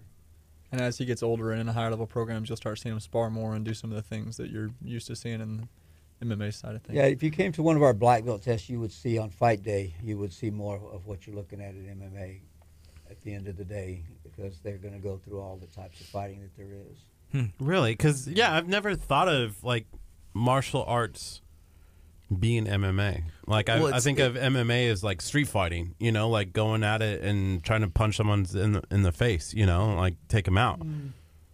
But you guys see it in a different light. Right, we see it from a much different, professional yeah. standpoint, and as well as when we put a fighter up there, they're representing us, and there's a culture that, first of all, as you mentioned, we're Christian, and we want to set a good example for Christ, and we want Him to get 100% of the glory. And secondly, their skills, we want their skills to be top notch, and Jake is doing that. He's doing a great job of setting a great example for who he is as an officer and who he is as one of our students and who he is as an instructor. Mm-hmm. Setting a great example. We're very proud of him. I think that's why it's hard for you whenever you're thinking of like ripping the heads off and stuff. Like we don't see it that way. It's like playing football. You get aggressive and you tackle each other. But Christian schools have a football team all the time, right? So it's just they're competing. It's their sport. So that's our sport. That's just the next level. You coming up.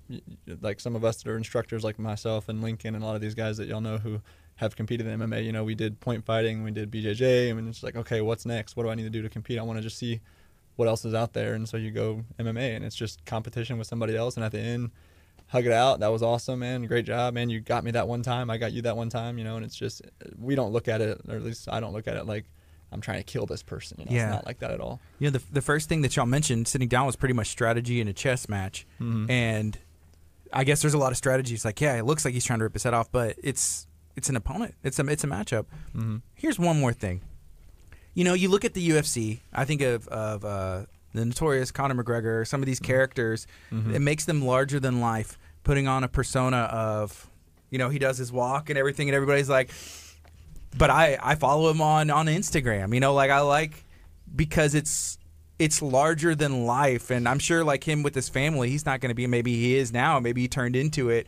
But I feel like in the beginning, he turned it on, and it's like, do you ever have the itch? Like, what if that's like what's not necessarily holding you back? You're doing everything and going in the right direction, but if it could elevate you, would you be like, okay, I'll take some mic classes. What do I need to do to say what I need to say to be that larger than life that personality that matches or pulls you even higher?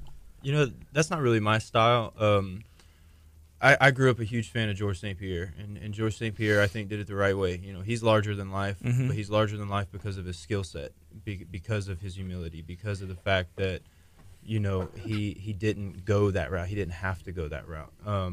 There's guys that do. I mean, the casual UFC fan, I would imagine, appreciates that side of everything, and it definitely helps you with getting your name out there. But George has shown that you can do it another way as well, and that was why he was always my favorite fighter. I mean, this guy, when he blew his knee out, I mean, he's got all the money in the world. He could have been on a beach somewhere rehabbing, but he was at TriStar Gym carrying spit buckets and towels and helping young and up and coming fighters. And I think that there's still a demographic that relates to, that when you're a respectful individual and you take the time to help people who are less skilled than you that are on the come up. All right. Is there anything else you'd like to share? The time got away from me. It's already 10:02. I would have kept going. I just saw Curt do he did some sign language, so we got some work worked out over there. But yeah, is there anything else? Scheduled to come in and spar is the only thing. That's what we need to schedule before we go. Is y'all's coming I was in? thinking we could go 1, 2, 3 rounds. Can we come in next See, week? I was saying, I'd be like, I can take on. Look at Ethan. I gotta get Ethan's mom to sign a waiver. He's not 18 yet. Yeah, I was trying to decide who I would take the lesser of the three evils of you three. Man, I don't know. That'd be tough. It'd be tough. It'd be a bad day for sure. It's like you're messing up my day. Like, I'm not recovering from that. Like, I'm going home and taking a nap afterwards. What's funny about sparring, though, and that's the last thing that we can say, but you'd be surprised how safe you would be sparring with somebody who's experienced. You'd be a lot worse getting in there with. Honestly, you two guys sparring each other, y'all would probably hurt each other a lot worse than y'all would hurt yourself fighting Jake. Okay, because he's going to be able to control and. I was thinking. See, that's the thing. Like, we did that fight, right, with you guys where we were the stick fight, yeah. The stick fight, right, and we went into overtime. Because I wanted to win. Again. We're going back to that. I looked at the tape. I slowed down everything. I obviously won. The human element got involved. I mean, I'm going to get on my soapbox. We fight to the level of the person that we're fighting. Yeah. So, if I'm fighting somebody who's brand new, it becomes more of an instruction than it does. Like, we don't just beat people up. We help them understand what's going on. And a lot of his training partners aren't super experienced. They're just big guys who are a good person to move around with. And, my dad is coach, he can say, all right, I want you to work your footwork on this, and I want you to work your movement, I want your head movement. So maybe he's not working his knockout power on this round because he's fighting somebody who's not as experienced as him, and that's just in training in general. You're not always going to have somebody that you can go all out with. Yeah. But you have those few people that you go hard spar with, but you don't. That's not everybody, It's got to be a mutual thing. It would be short list of people that wanted to fight Jake if it was always 100% probably. Well, Justin West is 6'8", so that would be a good. Yeah. I know he had volunteered and said, "Hey, I could help," but just to get in there with somebody that size, long range. I'm 6'8" too, so if you want to, on the inside, he's 6'8" on the inside. Yeah, anybody who's listening on 99.5 FM, I'm 6'8". Sure, yeah. The more you say it, the more you are, right? Don't tune into Facebook Live. They'll never know. Yeah. Well, thank you guys. Y'all are awesome, and we're excited to keep watching. Maybe we can get in next week and come watch and throw Curt in there. Yeah, not this week. This week, I might need a week to recover after this week. Yeah. Pray for us. Please pray for us. Please. All right. KHEA Radio, 99.5 FM. Radio. Thanks, guys. Thank you. That was fun.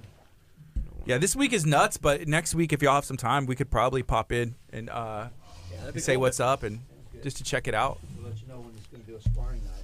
Okay. That'd be awesome. Thank you. Thank you. Nice to meet you. Love your character. Thank you. Appreciate it. See you. Hug him now so later we don't destroy me. It's all hugs. I got it planned. Oh, man. Everybody has a plan until Curt gets choked out. Yeah, coming up next, we're going to be talking about, it's hurricane season. June 1st was the start of hurricane season, so we're going to be talking with the city of Texas City about everything that you need to know in order to protect yourself this hurricane season. So make sure that you stay tuned. They're going to be giving some tips. We're going to be talking about some ways that you can protect yourself, protect your family. So make sure that you stay tuned for that. Yep. It's important. That is important. So, all I know they're going to be having some meetings and some meetups, and we're going to be talking about some of those tips. What can you do to make sure you're prepared? I know in the past, they're like, hey, there's a storm, there's a tropical storm coming, be prepared. But what does that mean? For me, it means like, hey, I'm going to go get water and some canned food in case we, like during Harvey, my house didn't flood. Thank goodness, a lot of people did, and we're still praying for the recovery and helping as much as we can and letting people know, hey, some people still aren't recovered, because it's an awareness thing. Yeah, well. One of the things I've never thought of, being from Nebraska, right? Like, you don't think about hurricanes. So I don't know some of the stuff that happens. Like, I remember thinking, when right before Harvey hit, and the water was coming up, and I'm praying like, hey, please don't come up into my apartment. Please don't come up to my apartment. But I was like, do I need to unplug my electronics? Like, what do I do in this situation? What do I need to do about my car and stuff like that? So yeah, find some high ground. Something. I know, yeah. So I was like, well, if I lose everything, Yeah. Good morning. Hey, guys. We can scoot one of these chairs out the way. Ethan, could you help us out here? And move one of those and make sure that they're situated they brought correctly. a whole... I didn't bring donuts, but I did bring some swag. Woo! Good morning. Good morning. Hey guys, I'm Tom. Sorry I couldn't make it last Good morning. No, this is good. Sweet. I don't know if you guys remember, but you're speaking to the champs, all right, for the Water Bucket Brigade. Yeah. Oh, the champs. The champs are in the room, all right? Some respect. Yeah, we had a Very little, cool. It was the seniors against the younger crowd. Oh, dude, I needed this. This is what I needed in my life. Those are for M&Ms too. They weren't One M&M, two Color- M&M. Color coordinated. Woo. Everything going good? Oh, everything's so great. good. Yeah. Firefighter games. It was pretty successful. We had a great time out there. A lot of people had a great time as well. And then I guess y'all were successful too with the water brigade. Yeah, there Yes, was 10 teams, Dio, and we were the name of our team was Straight Off the Straight Couch. Off the Couch. And it was average age, with the exception of Dio, was over 45, and we beat some youngsters, so we taught them how to do it right. That's awesome. How was the barbecue? It was good. So we got to judge chicken wings, and we also what else did we judge? Oh, fajitas.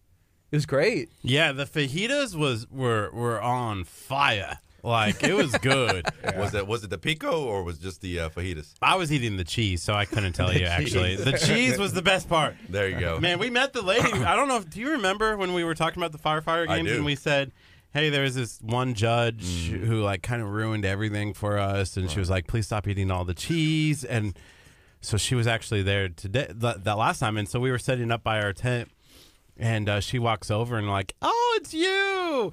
We haven't been trashing you all week on our show.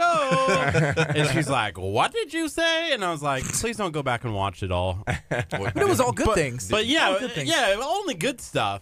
But we became best friends, and we There you go. decided we're going to invite her out to an event that we're going to be having. Hopefully, we'll find out more details today, that we're trying to set forth in September that has to do with like cooking and tacos.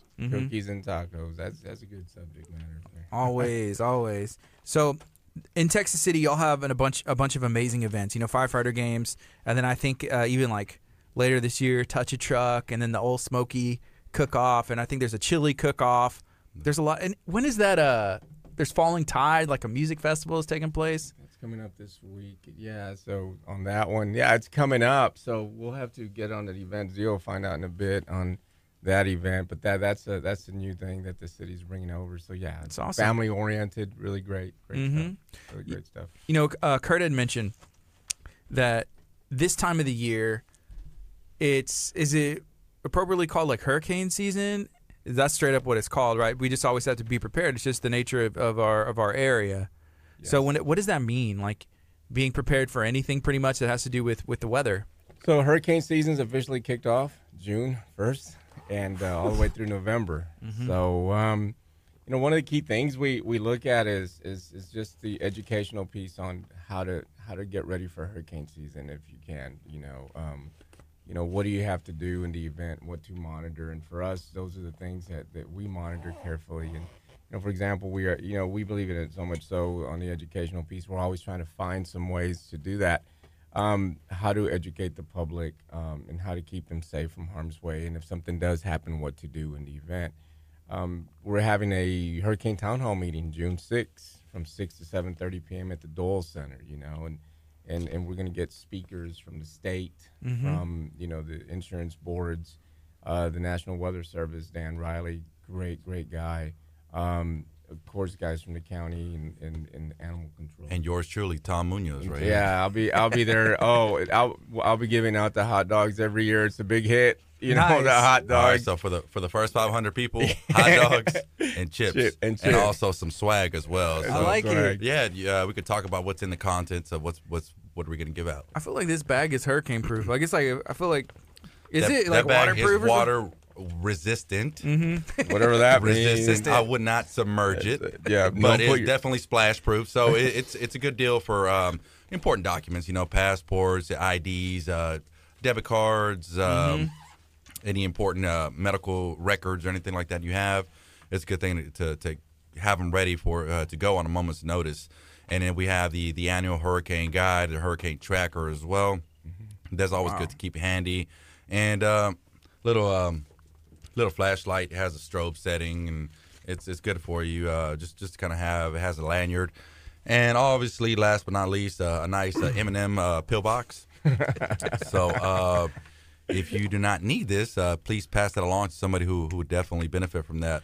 And if you see the there's a good one. The branding, mytcalerts.com. You want to talk a little bit about that, Tom? Yeah. So we have we have an emergency notification system that we went a new system. We had an older system that we did some upgrades with technology. And the great thing for us is that we're able to pass out the message for people using technology. Obviously, one of the great things I did was hire somebody 20 years younger than me, like Dio, who knows how to turn on my phone, our phone, and we got a great IT director. So we got the team together and said, what is the best way? And so with mytcalerts.com, it allows the people to register, get their profile in there. So once we have a message, an emergency message to go out that does include the hurricane updates, if anything should be coming, they get that, and they get it, obviously cell phone call, text message in the case they probably didn't hear it. And then if they have an email registered, you can get that.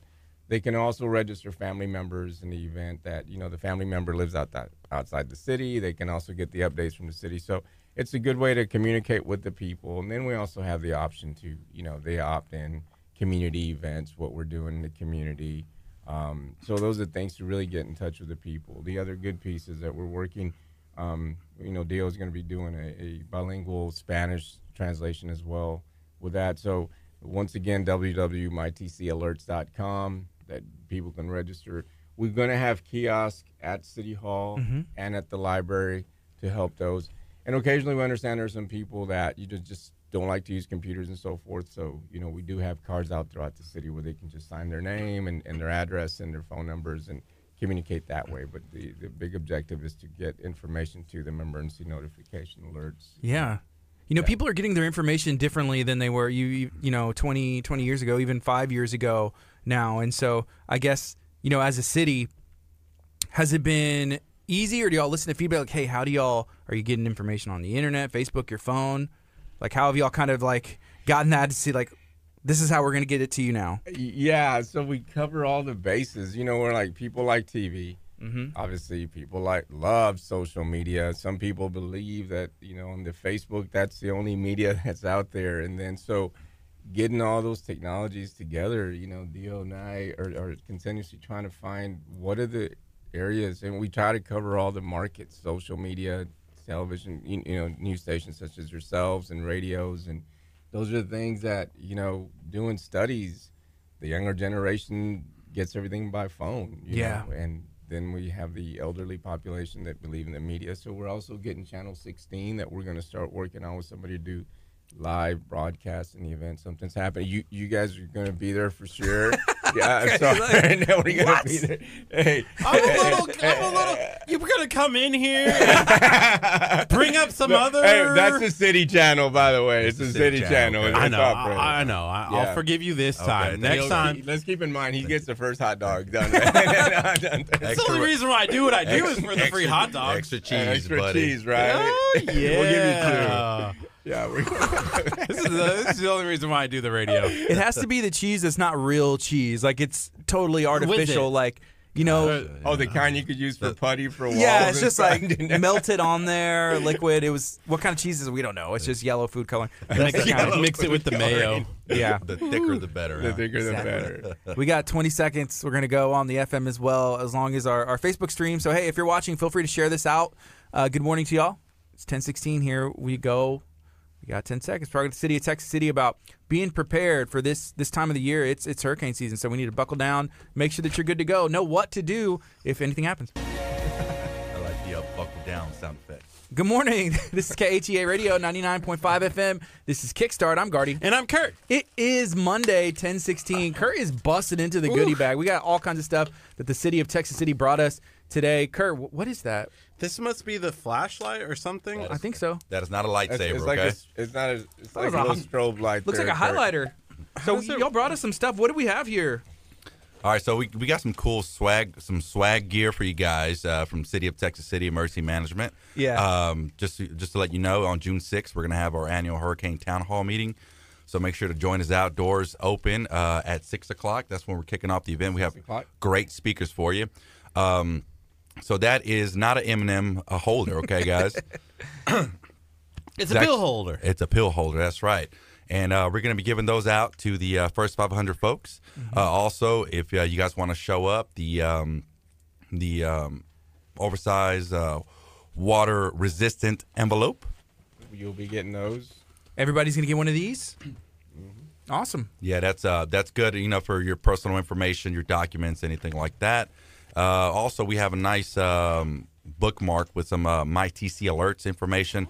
MyTC Alert is the new information that we're doing to sign up for emergency alerts. That way, we can reach you in a time of disaster or time of need.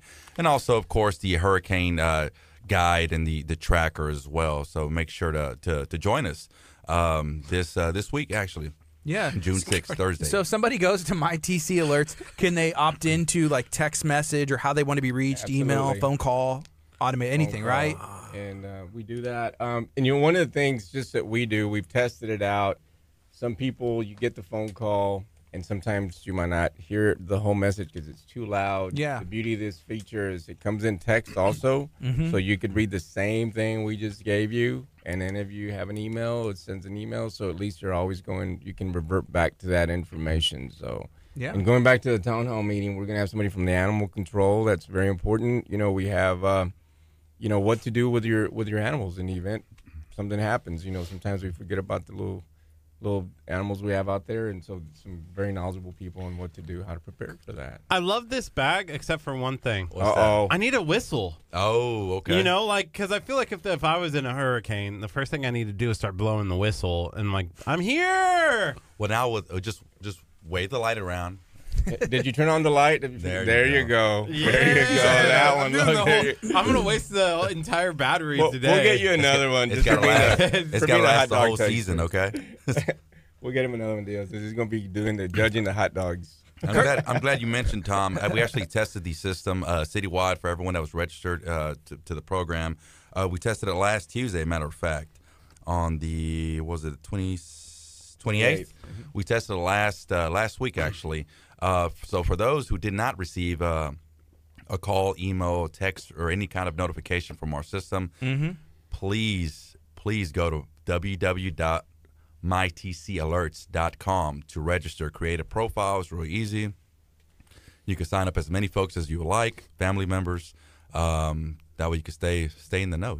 Cool. If we can't alert you, we can't reach you. Right. I think it's important to say that all your listeners that you don't have to live in Texas City to register. If you live in the area, surrounding areas, Lamar, Galveston, whatever, we get that. Because I think the other thing we're using it, well, in fact, I know we're using it for shelter in place. If there is an incident with one of the industries around, a little bookmarker, we got what to do in the event we have to shelter in place. So, yeah, it's not Texas City proper only. It's throughout the county. So we can send an alert to say, hey, everybody tuned in 99.5 FM for further updates. Go download the KHEA radio app. If you want up to the second, up to the minute updates on everything taking place in Texas City, Texas. By the way, I will mention that, KHEA, I know it sounds weird. It sounds like a weird way to promote it, but KHEA Radio is the emergency broadcast system of Galveston County. I don't know if you guys knew that or not.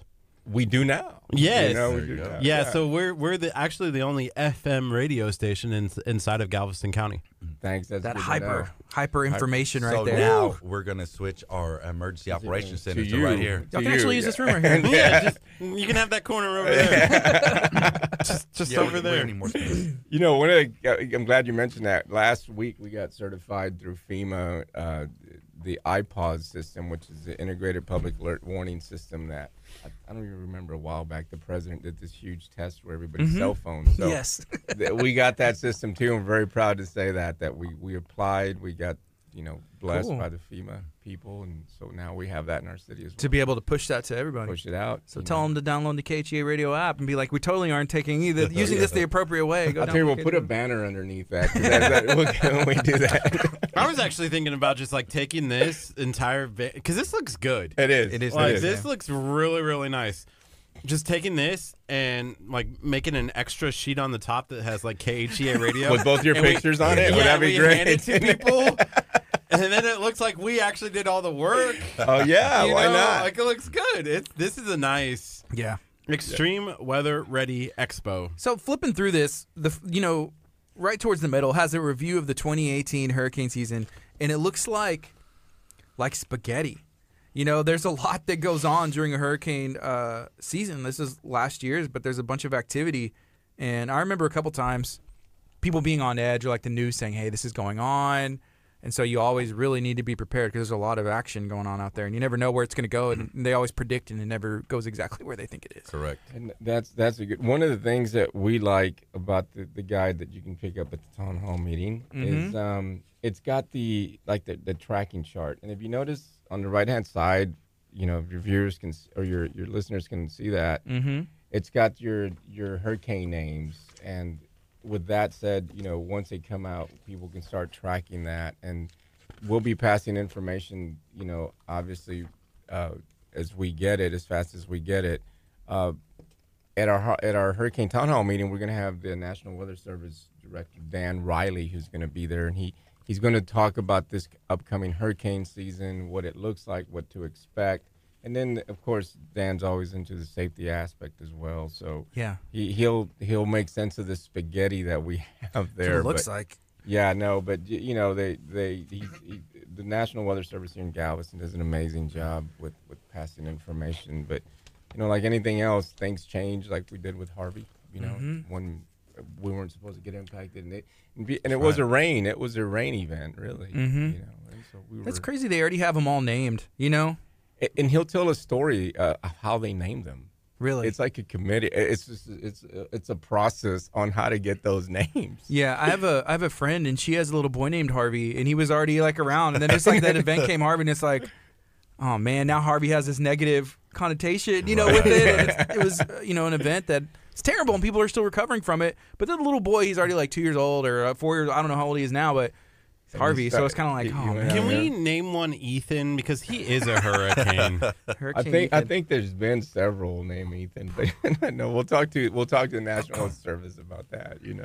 Maybe 2022 we can get 2022 Ethan.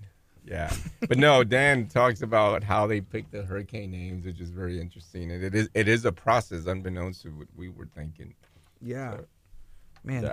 So there's always a lot going on during that time. Do y'all know some tips what should people do to be prepared? Maybe somebody can't make it to that town hall meeting. Oh, okay. Yeah, definitely. Well, if you can't make it, there's information on our website and on our social media. That's on Facebook, Texas City EM. So Texas City spelled out EM, Emergency management. and that's where the information is on how to get prepared for this upcoming season. We try to do well by updating it quite often, actually. So Yeah. Yeah. Yeah. One of the things that I always hear is have water, but it's You know, we have water in my Well, house. let What do me you need? ask you: are you guys prepared? What's in your kit? Do you have a kit? I don't. The one thing, I'm not from here. You know, I'm from Nebraska. Okay. I'm landlocked, so I don't ever have to worry about. I've never had to worry about hurricanes. And I remember when Harvey hit, like I remember like asking. I didn't know very many people. Gardy and I didn't even have a show yet. You know, on the radio. We were kind of started after Harvey. And I just remember being like, what do I do? And, you know, nobody really knew what to do. They're like, oh, just sit at home. And I'm like, okay, I guess. I think that's a great topic to talk about, you know. So, you know, let's take Harvey, for example, which is the most current. So people have a tendency that everything's going to be open, first of all. Your grocery stores, if you have medications. One of the things we have another program, it's Together Against the Weather. Together Against the Weather, what it is, it's a community-based program that, you know, there's always that one or, you know, elderly people that live by themselves. And sometimes, you know, what do we do? You know, help each other out, really, it's what it is. And so you have questionnaires. But going back to that, what you were talking about, Ethan, is, you know, so obviously grocery stores are going to be inundated with people trying to get the same products that you are, your water, your basics, water, your bread, food to carry over for the next couple of days. However, as in this case, some supermarkets are closed for 5, 6, 7 days. Yeah. And so what do you do at that point? So getting your waters, you know, planning ahead. We like to follow what's called H120, which is 120 hours out. We start monitoring what's going to happen. When you start seeing that activity build up, is, you know, get your basics, your waters, your non-perishable food items that you're going to be able to take care of. The one thing that people tend to forget is looking at their medication piece. You know, if you are taking daily medication and you only down to your last 7, you know, pills or whatever the case may be, that's when you start making that arrangements to you know, restock on your medication, because you don't know. The other piece, if you're taking, you know, medication it has to be refrigerated, you know, what makes some arrangements, that's when you call the emergency management office and say, and we continuously work with the health district, you know, the Galveston County Health District. Where do people store this if something should happen? Fueling up your car if you have to evacuate, you know. So try to beat the rush, because, you know, you'd be surprised how many times you walk in and people are out of water. Yeah. And one of the things that our governor does a lot is try to permit or kind of eliminate the price gouging, because you'd be surprised how a bottle of water will go up to $7 in no time. So these are the things that we do. Yeah, gas. That was the one thing that I'm thinking back, because I'm looking at this thing and I was like, oh, like I see somebody sitting here filling up their gas. I usually run my gas tank at like empty to nothing, you know. Yeah. So, and I remember at Harvey, I only have 3 miles to drive. So I'm good. Are you riding on hopes and dreams, sir?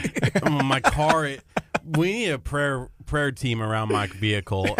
Like, So he lives in Texas City, like over by Glacier Court. Yeah, Glacier Court over there, you know, on the other, you know, just cross the bridge over here over I-45, lives in Texas City, but he just has to cross the bridge and he's over here in Lamarck. You know, it's one community right here. There's a lot that goes on. It's like, am I in Texas City or Lamarck? I don't know. You know, you take a left or a right. So he doesn't have to go that far. You know, like you said, 3 miles to get to work, but you don't know whenever a storm's coming in, because you may have to go to Dallas. You know, I need to get away. Exactly. Oh yeah, I would be in trouble if I had to and deal he brings with up that. a good point. Evacuation. You know, a lot of times, you know, like for example, when I had to go to Puerto Rico.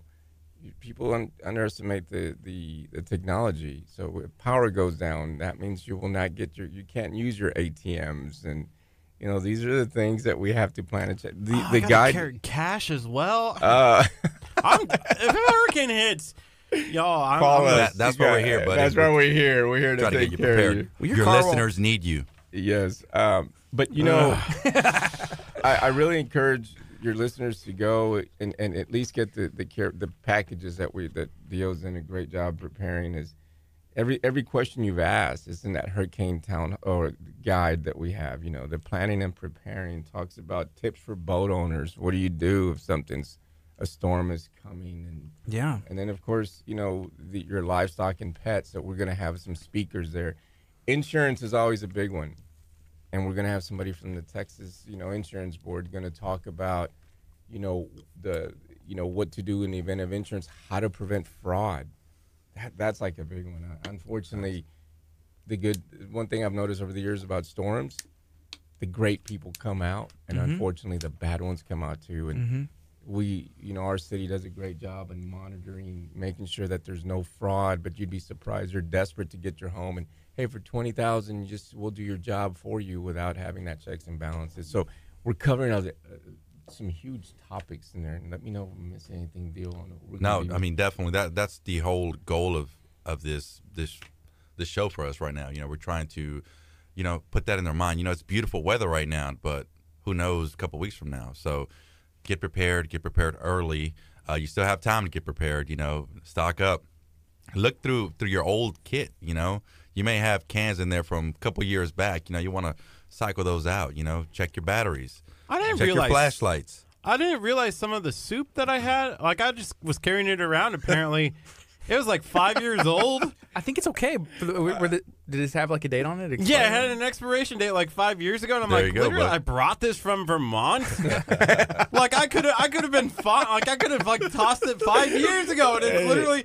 I move every 6 months because I don't like to clean my apartment, so I figured that I could just get a new apartment. Still in Texas City, same complex. Same complex. I have to get a new apartment. This is true. This is true.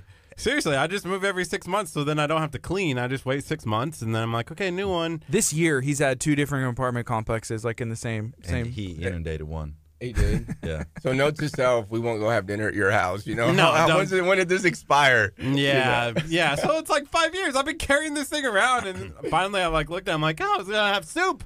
I looked, I'm like, no, I guess I'm not having soup. I've had this for 5 years. Wow. Yeah, no, so it's definitely important, to look through those kits, have a plan ready, or have a plan. Most folks don't have a plan. Just sit down with your family, talk it out, what's your evacuation route? Where are you headed to? What if, you have teenagers and they're all driving cars and, hey, we're leaving. What's the reunification point, Yeah. Talk all that out amongst your family, Having a plan, Chef Mary Bass said, Kurt, we'll come get you. So you can go with the Bass crew. That's the best crew to be a part of. Probably because they're going to have chef, some. Hello. Oh, yeah. Yeah, definitely. Food-wise. I was thinking, it's crazy. It's kind of funny in a way. And then we can go back to talking more. But I feel like because I'm on KHEA radio, I'm taken care of. I'm going to be fine if something bad really happens. I'm going to need you to come to work is the most important thing. So dang, never mind. I'm not going to be taken care of. I feel like I know enough chef people that I have food. I know enough clothing people, people. I would be fine. I'd be okay. But no, Gardy's going to make me work. I want you to come to work because we're going to need to be able to tell people, hey, what to do. Working with Texas City, working with Galveston County, and we're on the phone with everybody. What do we say? Okay, and then we can relay the information. People need to know where to tune to, and so if they go to the what's the website one more time? My Texas City. That's My TC Alerts. You get the notifications, right. Alerts. Yeah. Yeah, and then our Facebook's Texas City EM. Yeah. And we're gonna post that and keep that up to date as much as possible. So. And we do that, and for Harvey, I was doing call outs to people, which is why it's important to register. Hey, this is what's happening. This is the floods, and this is the latest on what's happening with the floods or the storm, and giving them heads up on that. Yeah. So if you register, you'll be getting that from us. The 3 formats: phone calls, text, and email. If you have that, and that way you have the information with you at all times. And, cool. I have a question for Dio. Dio, you are the fire inspector for the city of Texas City. How does this relate to that? Well, how did you get that? That's a good question. I'm actually a fire inspector and the assistant emergency manager for the city of Texas City. And you're associated with Crime Stoppers. How did you know? It's just a guess. I am associated with Crime Stoppers. That's right. So how do you do all that stuff? How do you find time? Just a busy man? Busy man. Yeah. So when you took the job, they're like, hey, you're going to do this and you're going to do that. And you're like, okay, yeah. Okay, let's do it. I should have read the description. Let's do it. The fine Yeah, we print embedded that line at the bottom. Oh, we didn't tell you about that. As other duties assigned. Yeah, as other duties. It There just you means go. anything. Cool. Yeah. So what's That's up how Gardy puts it on me, too. He's like, and other duties assigned. There you go. I'm out there painting the parking lot. There you it's go. like, come on. Hey, you got to make sure to restrap that fire lane, buddy. All right. we were painting the parking lot not too long ago. Just these yellow lines, power washing it, and I still have the mark on my shoe. There you go. wow. These were brand new. And then Gardy's like, go out and paint the parking lot. I'm like, I didn't even dress for this. I was out there too. Don't like I was just bossing you around. Ethan, where were you? Were you not there with us? Ethan yet? wasn't a part of the 9 months that he's been with KHEA Radio. Yeah. It's all right. Okay, so right now it's 10:35. This is KHEARadio.com, 99.5 FM. Kickstart's going to be on till 11. Right now we're talking about everything that you need to do to be prepared for hurricane season because it's right now. It started June 1st.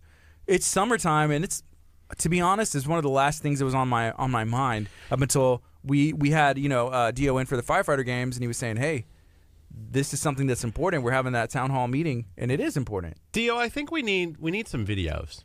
And here's my idea. Okay. All right. We need a guy in a hot dog suit explaining how to get hurricane prepared. And that hot dog suit guy, that's the hurricane mascot. He's the star. Are you saying that you have a hot dog suit? I might. Yeah, he does. Well, and that falls under other duties, right? So yeah, I'm thinking that'd be great. Like it'd be like, and make sure that you have this flashlight. The hot dog suit's like, yeah, go get your flashlight. Yeah. I didn't know a hot dog suit would sound like that. But, It usually doesn't talk. doesn't. No, hot dogs don't talk. All right, we're going to take a quick break on the FM. Keep it going on our Facebook stream. This is KHEA Radio. Live. Yeah. No, we didn't. You brought up a good point. Did we even introduce ourselves? Technically. Technically, yeah. we did on the Facebook, didn't we? Yeah. And now, ladies and gentlemen, with you, No. Tom, Yeah. the Cheetah Bottle Rocket Munoz. And just so you know how important Munoz. you guys, I rescheduled a Homeland meeting, man. I was like, because I'm the Homeland Director too, and I'm like, no, we have Wait, to move it Homeland back. Security? We're above Homeland Security right Yeah, now? well, it's a Homeland Security meeting with us. You got a big wig in here. Yeah, I'm the director of Homeland for the city, so I'm like, I'm gonna have to reschedule that too. So what other duties do you have? Well, obviously emergency manager, Homeland Security Director, grant writer, PIOs. It's other duties. That fine print. That fine gets you print every time. no, but, Yeah. I feel actually kind of bad having this around my neck right now and being all silly. Like, I feel like if I'm in the presence of someone who rescheduled a meeting for Homeland Security, like, I need to be like, Ethan, go get my bat suit, Like, I need to be like, my bad. Suit. I need to be like, all proper. Put the hot dog suit away. Yeah. Put the hot dog suit away. An actual suit. No, it's So- all good. One thing Dio and I like to do is have fun. We have to. It takes away the stress level. Yeah. So Do you have the secret code? Sir, we can't talk about that. Sir, that's highly confidential. You're asking security too much. sensitive Ethan, information. So Okay, Escort him out. I started watching. Have you guys seen Chernobyl? It's on HBO. Yes. It's the new one. You've watched it? Oh, yeah. Really, I've only watched the first episode, which is really, really interesting because I find stuff like that intriguing. But you have that red phone, right? Like people are calling you in the middle of the night. You're breaking up, sir. I can't hear you. What is that? Do you ever get decisions that are serious? Like, if weather is coming in, it's like, hey, do we send the text out? Do we send the alert? Do we keep watching? And what kind of process goes through your mind? Because you're not just affecting you, you're affecting, schools, the county, everybody. Exactly. Really. Man, I tell you, going to this new MyTC alert. So Dio will tell you that my biggest sleeping issue is worrying about how fast can we get information to people. So this is how I start off my day. First I thank God every day for another day. Second, I tell him to watch my kids. And then third, I say, God, please help me fight the social media beast. 'Cause Right. Those are the things. And then to make the right decisions. And we have that. Going on a serious note, we're very lucky that a lot of our leadership, and majority of it, we everything we do, for example, Hurricane Harvey, before we started, it was unseen to some people. We actually started off with prayer, make us the right decision, because it was a stressful time. With that said, we continuously talk about what is the best way to get information out. Deal times it, we time it, this system. If, say, God forbid, something happens in our area, like one of the industries, Mm-hmm. we already have everything pre-script within a matter of 15 seconds. Once I get that information, I could do that blast, no pun intended with that, but the information sent out to everybody who's registered. Right. So Dio's the guy who's continuously helping us trying to figure that out, and we work together with our IT director, Right. Robert We have a Turner, great and his team. team. Great team. We got a great team, and we test ourselves. How fast? Where's the snag? The test we did May 28th. What did we miss, guys? And so those are the things that we have to make those critical decisions. And we have a great working relationship with industry. And the faster we get that information, the faster we send it out to people to keep them safe. So it's stressful. And for us, trying to get information out, if something does happen anywhere, with the exception of the storm, because the storm we could follow that. Our goal, if we don't get it out within 10, 15 minutes, stress levels can be high. And so it's a lot. And those are the hard ones. There was, in our area, you're looking back at like the Galveston hurricane of, what was that, 1900? Mm-hmm. That, I think they had 25 minutes? That, that's what I've heard. Or it was a short period of time where they, all of a sudden it was like, oh my gosh, there's a big hurricane coming. And they didn't have enough time. And it decimated a lot of people's lives and decimated the entire island. I think upwards of 4,000 people passed away. 36,000 people, yeah. So for you guys, the information and getting that to the people so that you can save lives, I'm sure that keeps you up at night, a little bit. Well, there's a lot of meetings that we have. Example, Hurricane Harvey. Once again, it was a rained event, water event. But seeing shout outs to our pump operators. Yeah. Oh, our pump engineers, pump operators. Those are the real heroes there. Those guys, they did an amazing job because our pump systems work based on the tide charts and everything. Is it out? They open it up. So with that said, it was something that we had never seen. It was coming back around, and I remember looking at it and saying, "Is this thing ever going to leave us?" And so it was a massive rain event, no doubt, over 60 inches throughout the area, which is a 1,000-year flood. Yeah. But yeah, we do. I mean, going back to that question, we do try to. What's the fastest way, the most accurate way to get information? This is one of the tools. The MyTC alerts, getting it out to you, our social media. Your radio station now. That's going to be another avenue that we want to pass information to listeners and so forth. Mm-hmm. You mentioned something about fighting the social media beast.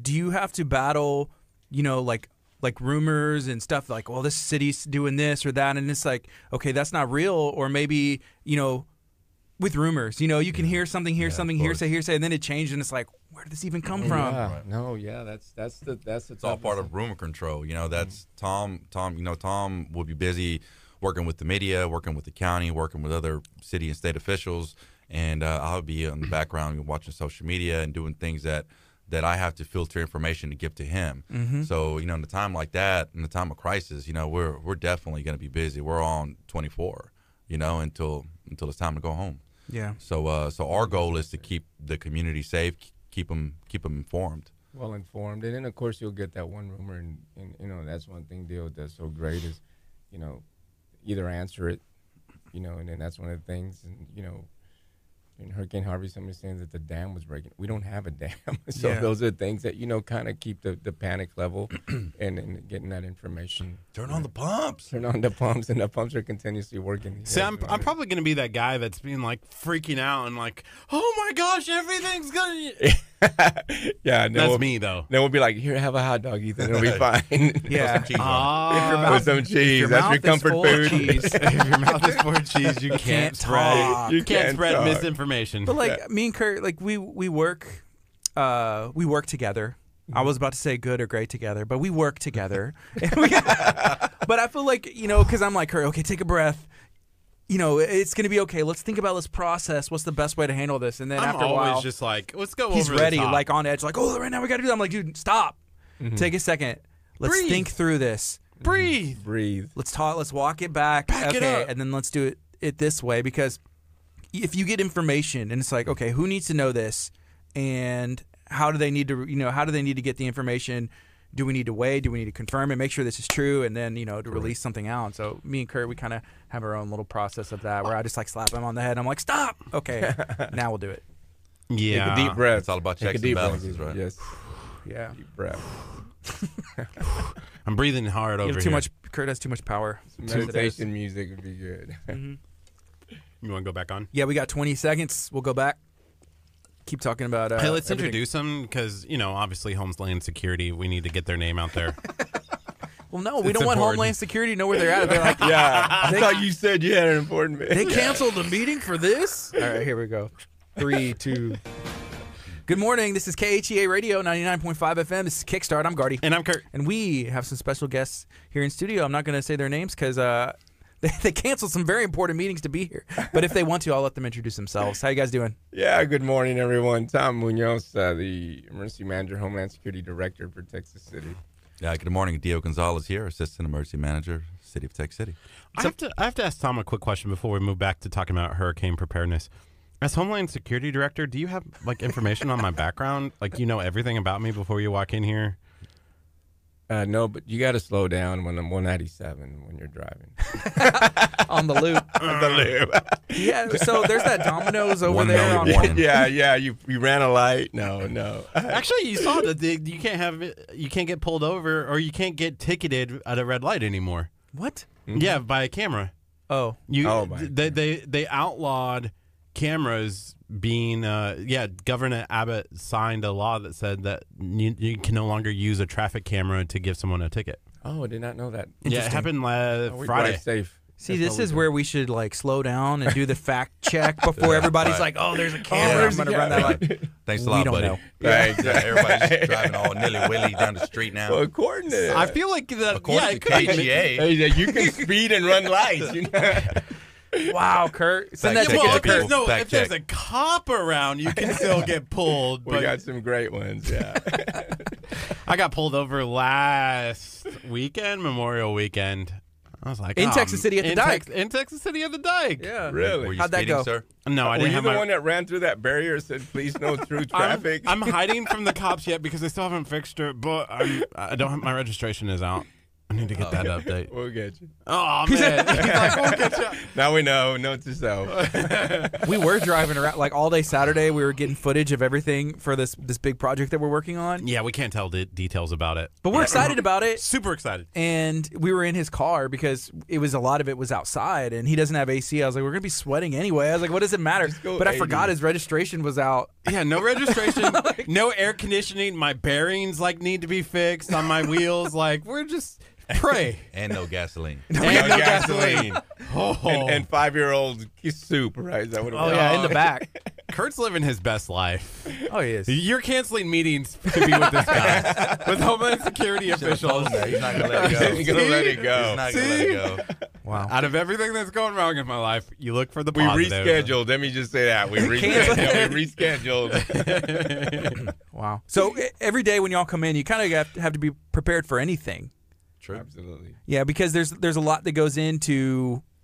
I mean, we're just talking specifically today about the hurricane, preparedness, and right now hurricane season has started, which I did not realize. Mm-hmm. Can you share? I guess when does that span?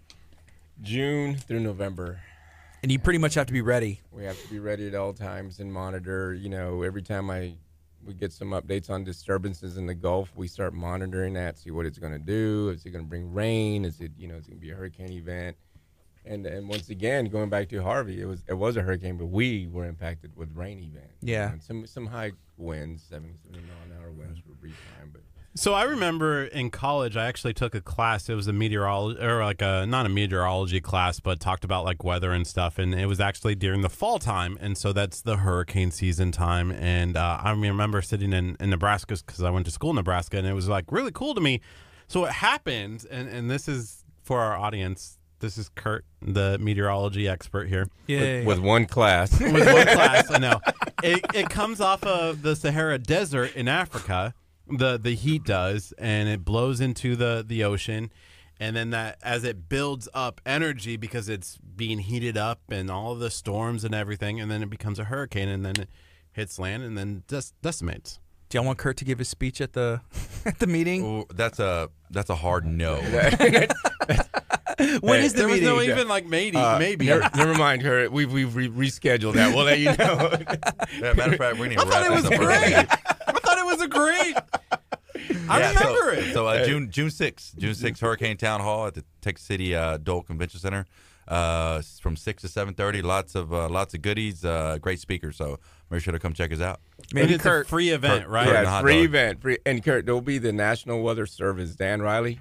He'll explain it. Yeah, and he'll probably agree with you. I just find it interesting that Africa and the Sahara Desert is what really causes like hurricanes. Like I found that intriguing. Well, you know what else?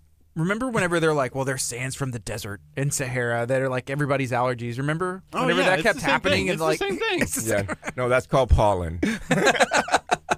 Well, I remember the reports were coming in and Kurt was like, my allergies are so bad. Which your allergies have been good so far. Yeah, I take elderberry and drink Bang energy drinks and coffee every morning, and Knocks it's it fine. out. And move out every 6 months. And move out And every move 6 every 6 months. You don't have months. to dust. That is true. You have been in a new apartment for like 2 weeks now. It's at the end of the 6 months where the allergies really start to build up because I haven't cleaned. You need to change out those filters, Filters. there, buddy. This filters. You know they have filters, right? Right? They go a long way. That's what happens. Is then I get a new place every 6 months. With clean filters. He has a cat too. Aren't you allergic to cat? I don't know what's going on. Yeah. It's 10:51. This is KHEA Radio.com 99.5 FM. We're talking to the city of Texas City, making sure that everyone is prepared. I want to know this year. Is this so? Every year they talk about like the potential of hurricanes, and every year it changes. You can never really predict it. But are they talking about this year being a year that hey, you need to have a game plan in place? Every year you should have a plan. Definitely. It'd be different. I wish we could say, yeah, I know this year they're predicting 6 major storms. But, the weather's been so unpredictable. I mean, I was watching news, some parts of the country are still having snow. Wow. In the middle of June, 20, 21 degrees. And, Yeah. Well, even not too long ago, it was supposed to pour, and schools were canceled and everything else, but it was okay. It was okay. So, I think every year we should be prepared. I know that, it's unpredictable. Hurricane Harvey was a perfect storm. I mean, it was back to back to back to back, and that was a record year for us. But then again, they only predicted, that there was going to be only a couple. And then we had Hurricane Maria and Hurricane Harvey. Yeah. And, everything in between. I think Hurricane Jose was one of them. So it was a year that I'll never forget. Yeah, there were 3 major hurricanes in that Gulf at one time, or developing into the Gulf at one time that year. It was nuts. It was, and yeah, it was Hurricane Irma was one too, and followed by Hurricane Maria, and I was deployed to Puerto Rico, and I was like, what hurricane are we dealing with on this one? Wow. So in talking to FEMA, I was like, hey, we've never experienced this before, not to mention the forest fires that were going on, so it was crazy. Do you work with FEMA a lot? Like, are you the contact for that, or? I do. I am the contact, but those activations, I retired as a commander from the Coast Guard, so I was activated. I was fortunate enough that the leadership allowed me to go, and I was a reservist at the time, so saw a lot of that. But with FEMA, yeah, we do work a lot. We're the point of contact for the city when something does happen, and coordinate with FEMA through that. Awesome. And that's important as well, not just talking about getting prepared for the storm, but also after the storm, right? Can you talk a little bit about that piece as well? So after the storm, what we do see is obviously our office coordinates with FEMA and with the county and with the state, with the volunteer groups that come in. We have to make sure that, what was the impact? That's how we start off. What impact did the city have? For example, Texas City after Hurricane Harvey, 1,100 homes flooded. So then we start that process, getting people back to some normalcy. We're just about to start looking at a debris removal contract, and that's what people want. So it is a lot of work. That it's a labor of love, obviously. But when we start the process, first of all, life safety. What's even during the storm. What is let's protect life safety, and then we start stabilizing the incident, and then property preservation, which is the long term. FEMA, insurance boards, helping people get homes, getting back to their homes, and then doing the damage assessments, and then there's so much paperwork with FEMA, and we start working with FEMA. We set up the offices for them here, and we start coordinating with that, and then working with the contractors, and so there's a lot that takes place. And that once again at the town hall meeting, we are going to have somebody from the Wind Insurance Association, who's going to talk about, okay, when you start getting your home repaired, what do you have to know? How do you prevent that fraudulent work or that shoddy work per se? And so these are the things that so much takes place because it doesn't happen too often, but when it does, it is stressful time. We work a lot with the churches and helping people through those stressful times, and as a community, Tech City does an amazing job working together with people, getting them back together. But that's the long term. We're still dealing with Hurricane Harvey. I was going to say, you said 1,100 homes were affected or flooded in some way. Do you have any numbers, like how many people are even back in their house? Or pretty much everybody's back in. But then we have the mitigation piece. If it's already been flooded in this area so many times, what do we do to help prevent that? I just had a meeting this morning at 8:30 just on that. How do we help those homes and what funds are out there to help those homes? And we'll probably be calling you. We can pass that information out again and stuff. But these are the things that then we work on the mitigation. Okay, if it floods, how do we prevent it from flooding? And this is how we work, city and government together with the federal government working on those type of things. So it's a process. Dickinson, I was at a Dickinson City Council meeting a couple weeks ago, and there was actually some people there who were talking about, like, how do we get raised homes, houses on stilts and stuff, so that way our homes, don't get flooded or, raised in a certain homes, area, and new so homes built, like, why not consider elevated. Those are some of the things that Texas City is dealing with as well. Yeah, and we do, and those are the things, like that meeting this morning, that's what it's about. How do we use those federal monies? First, you have to apply, and then that's a process in itself because it goes from the state to FEMA, and then FEMA blesses it, and then we have to work with the state and FEMA. We have to do the studies, environmental studies, and then we have to do the flood history, and then we have the engineering firms, and, if we present this and you give us money, this is what we could do. So it is a process, but we look at all those avenues and who's been impacted the most, and then we start from there, and it is a puzzle that we continuously deal with on that one. Okay, so here's a question. The majority of the calls I get in Texas City are the citizens wanting to know if the pumps have been turned on. Can they explain what the pumps are and when they are turned on? What are the pumps? Because I don't know. Deal. I know. I saw that text go out. So, one of the things that we do have is we have pump systems here in Texas City. And so, first of all, it's not your suction. It is a elevated system that pumps it up, gravity fed, and so we do have, you'll see them on 197. And here's a little history.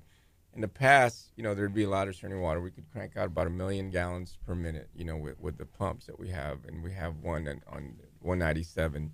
We have 8 screws throughout the city. And one thing that I do have to give a huge shout out to is our pump operators, engineers. They are dedicated to the safety of the city. When the storm's coming, they actually sleep at the pump station. They're monitoring day in and day out until the event's over. You're continuously pumping that water, making sure the pump systems. If you ever get a chance, I highly encourage you just to go there and see it.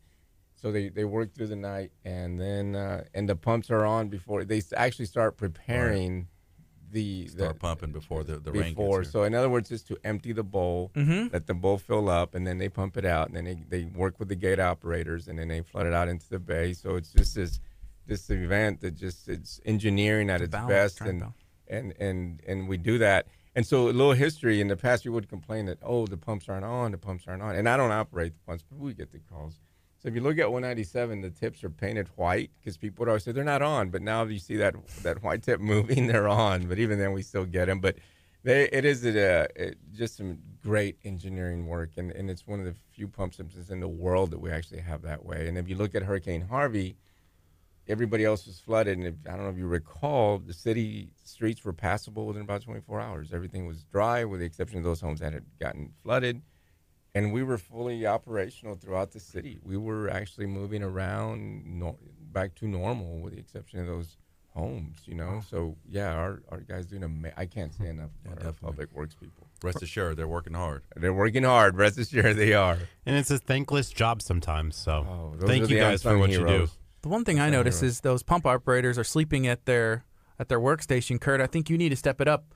You know, whenever I ask you to spend the night over here, just We got some cots we could bring you, Curt. There you go. They're not comfortable, but they're good. Since we're going to be working hand Hand in hand now. look at his face. We're gonna put a banner in there, you know. It's 11 o'clock. This is official KHEA deputy. Radio 99.5 FM. It's been Kickstart. Hey, is there anything else I'd like to share at all? Well, you know, it's kind of like, you know, going over it again. But, you know, this week, you know, come join us out for the Hurricane Town Hall June 6th from 6 to 7:30. Of course, hot dogs, goodie bags, and great information. Come join us. And mytcalerts.com. Check it out. www.mytcalerts.com. And just please monitor. And thank you and God bless. This is KHEA Radio. Coming up next is Passion with Glorious Day. Have a great day, everybody. Up there. Off the air. Well, on Facebook. Bye, Facebook. Bye. Facebook. Come join us.